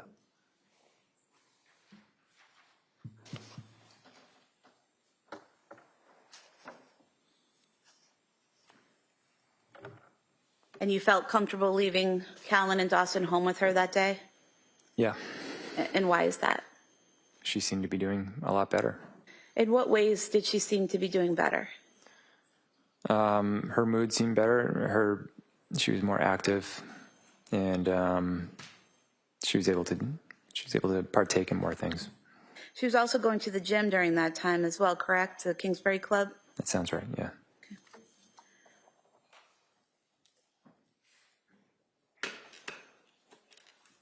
Were you hopeful at that time that things were getting better? Yeah. Did Lindsay's parents visit you the weekend of January 21st through the 22nd? Yeah. And whose idea was that? Do you recall? I think it was theirs. I think they were just coming to visit to say hi. And what did you guys do that weekend? We just hung out and went to a friend's house on Sunday. They left after we got back from there. And whose friend's house did you go to that Sunday? The Carneys. Carney's, okay. And who went to the Carneys? Lindsay, myself, Dawson, and Cora. And what did you do there? There was a fire, and I think we roasted marshmallows or something like that. Okay. And how was Lindsay's demeanor that day? She was quieter that day. So, I mean, that was the extent of it. Was she able to interact with the Carneys? Yeah, but she's quiet. Okay. And you said you returned home and then her parents left? Yeah.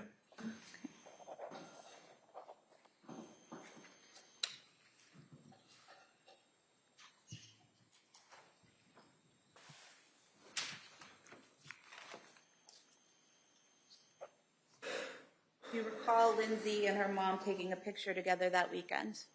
Yeah, Is that photo? yeah, that's it. You could have this marked as the next exhibit. That may be admitted. Exhibit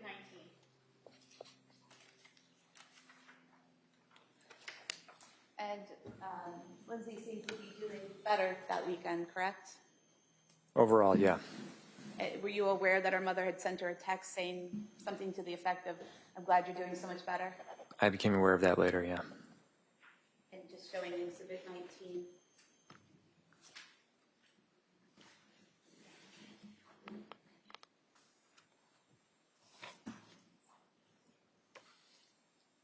And I'm sorry, Your Honor, I didn't mark the still photo from the Museum of Science. If we could have that as the next exhibit. Sure. Exhibit 20.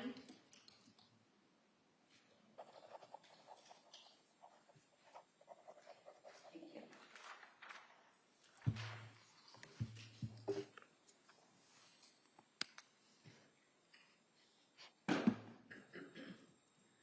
That Monday, after her parents had gone home to Connecticut, so Monday the 23rd of January, did Cora and Dawson go to school? Yeah, And do you recall Lindsay picking them up that afternoon? yeah. When Lindsay returned home with Cora and Dawson, did she discuss with you that Cora was having some stomach issues at school? Yeah, And were you familiar with the stomach issues that Cora had been having? yeah. And did you have an idea of what was causing those stomach issues? Yeah, it wasn't unusual. She was embarrassed to go to the bathroom at school, so she just held it all day. Okay. And so this was a common occurrence? Yeah, And were you aware that Cora had her 5-year physical scheduled for the next day, Tuesday the 24th? no, I didn't know that was already scheduled. I thought she called it in and set it up. So yeah, it's news to me. Okay.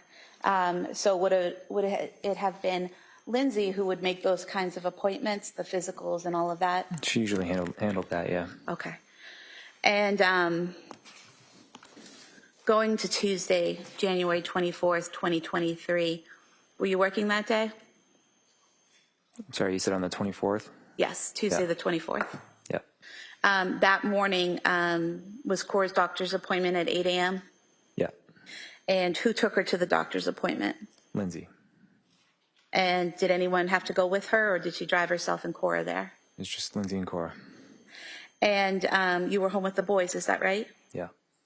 And while you're with the boys and Lindsay's with Cora at the doctor's, are you sending text messages and photos back and forth? Yeah. And why did you send a photo of Dawson to Lindsay that morning? Because he dressed himself completely for the first time. And he was excited about that? Yeah. And did she respond back with a photo of Cora? Yeah.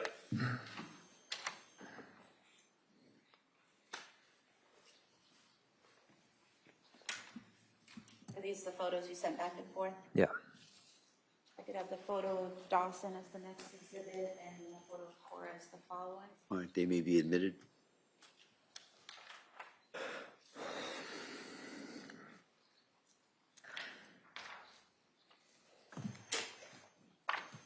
Is 21 and 22 somewhere? Publishing these. Exhibit 21 and exhibit 22.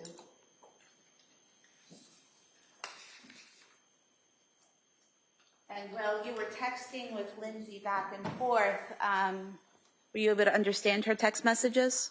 Yeah. Did she seem to understand yours in response? Yes. Did she return home? Yes. And do you recall around what time she got home that morning? 8:30. And once she got home, what did you do? I think I got ready for work. And While you were downstairs working in your office, do you know what Lindsay and the kids were doing? They built a snowman and they did some art projects. And how did you know this was happening? She texted me a picture. So Lindsay was continuing to text you and send you photographs throughout that day? Yeah, and I went up to say hi at one point. Okay.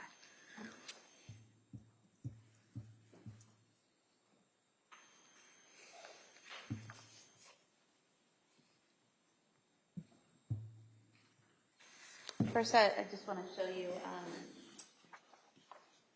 the text messages back and forth.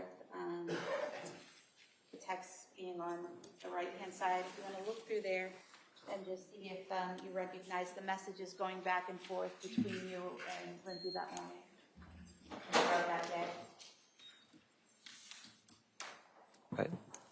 This is it says activity sensor. Excuse me? I think this is something else. So starting at 7 a.m. on the 24th, and we go to 8:17 a.m. This is the photo you sent of Dawson, and then the replies going to 8:18 a.m. Is this the reply from Lindsay?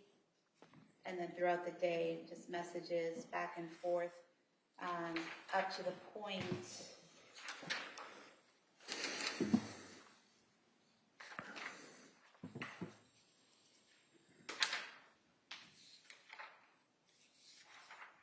page 940, where Lindsay's sending you the photos of the kids in the snow. Is that correct? Yeah. Okay. We could have the text messages marked as the next exhibit. All right, that may be admitted.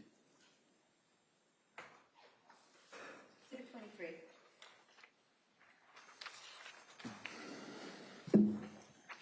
And just look at one photo. Is this one of the photos you sent?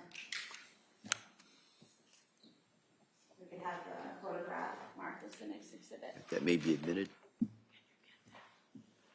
Exhibit 24.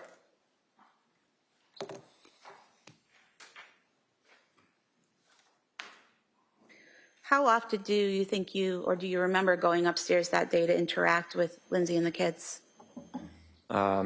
Once or twice. It was a busier day than usual.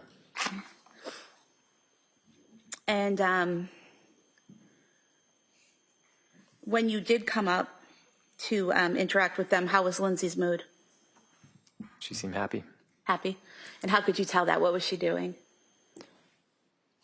She was playing with the kids, and she seemed in a good mood. At any point during that day when you came up or while she's texting you, did she tell you she was having suicidal thoughts? No. Did she tell you she was having thoughts of harming the kids? No. Did she ask for help or anything that caused concern? No, she was having one of her best days. One of her best days? Yeah.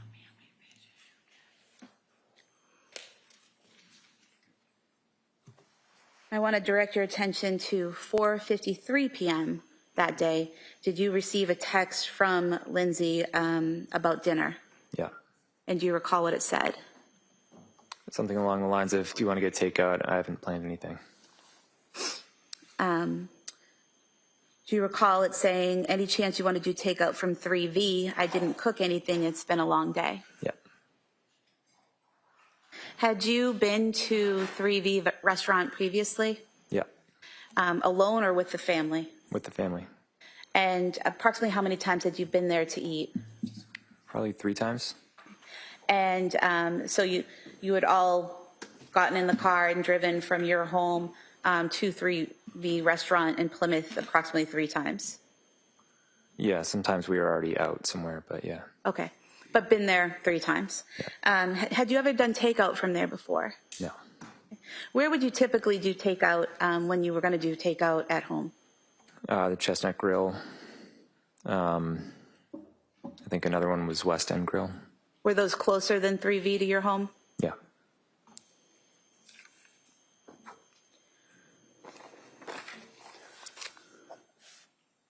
So Lindsay suggested 3V and you agreed, is that correct? Yeah. Okay. Did she send you another text at 4:56 p.m.? asking you to take a look at the menu? Yeah. And did you send a text at 5:06 p.m. About Callan? Yeah, I asked if he had taken a nap. And did she respond? Yeah. And what was her response? That it was a shorter nap and he was awake.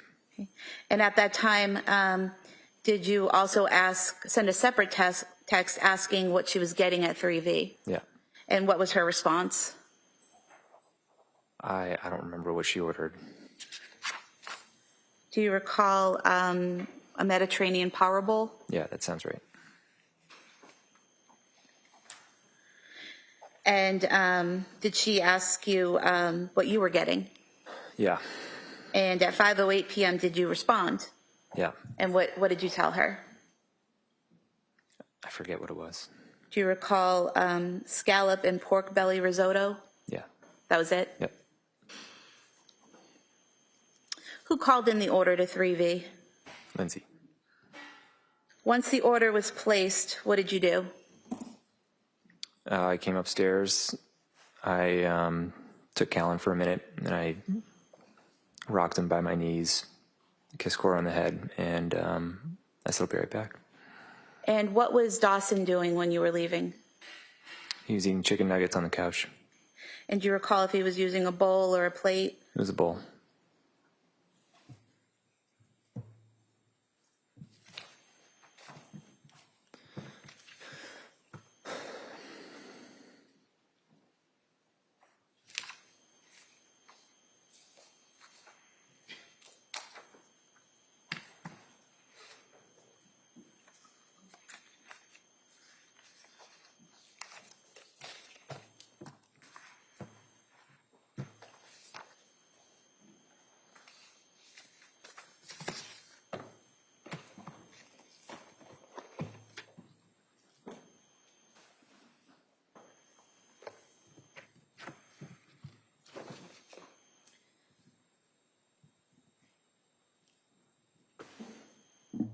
Do you remember what the defendant's, well, first of all, where was the defendant seated when you left the house, or was she seated? She was standing in the And where doorway. was she? In the doorway of the living room. And was that the doorway by the front door or the doorway by the basement door? It was the doorway by the basement door. Okay. And did she have Callan, or where was Callan? She had Callan. Okay. And what was her demeanor? Normal. Counsel, can I see both sidebar here?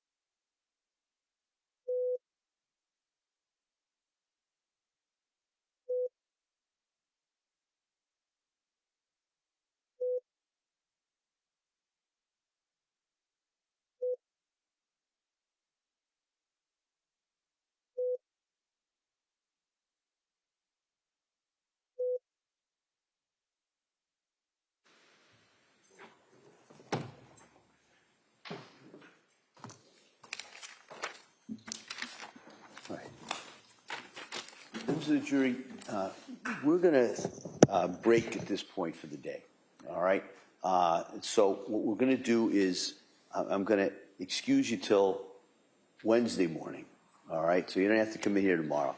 Just remind you, I'm going to ask those same questions I asked you this morning, whether or not you did any research or you saw anything that would affect your ability to remain fair and impartial.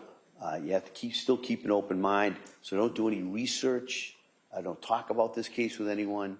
Don't go online, look at anything. Don't take any road trips. And we will see you on Wednesday morning. Same with the same instructions that you got from the officers in regards to that. So again, thank you so much for your time and your effort. and I'll see you on Wednesday. Okay? Court, all rise. Sure, go put the feet on your chairs. Follow me.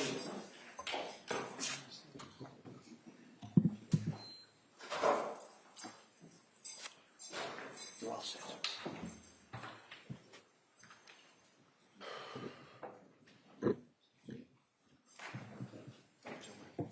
All right.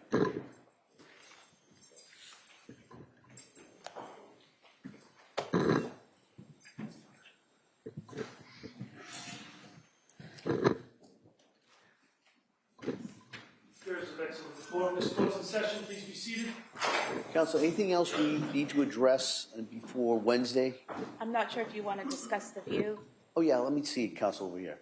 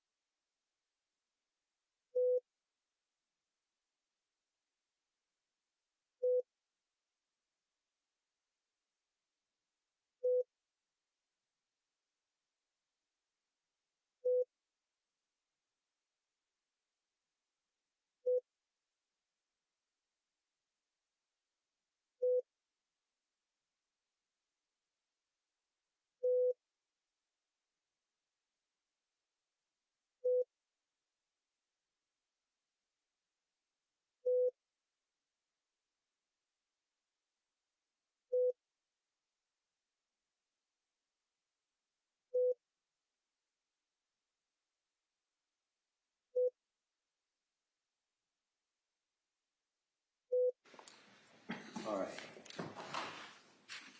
I want to thank everyone. And so we're going to be in recess on this matter until Wednesday at 9 a.m. All right, so we'll be in recess. Court, all rise.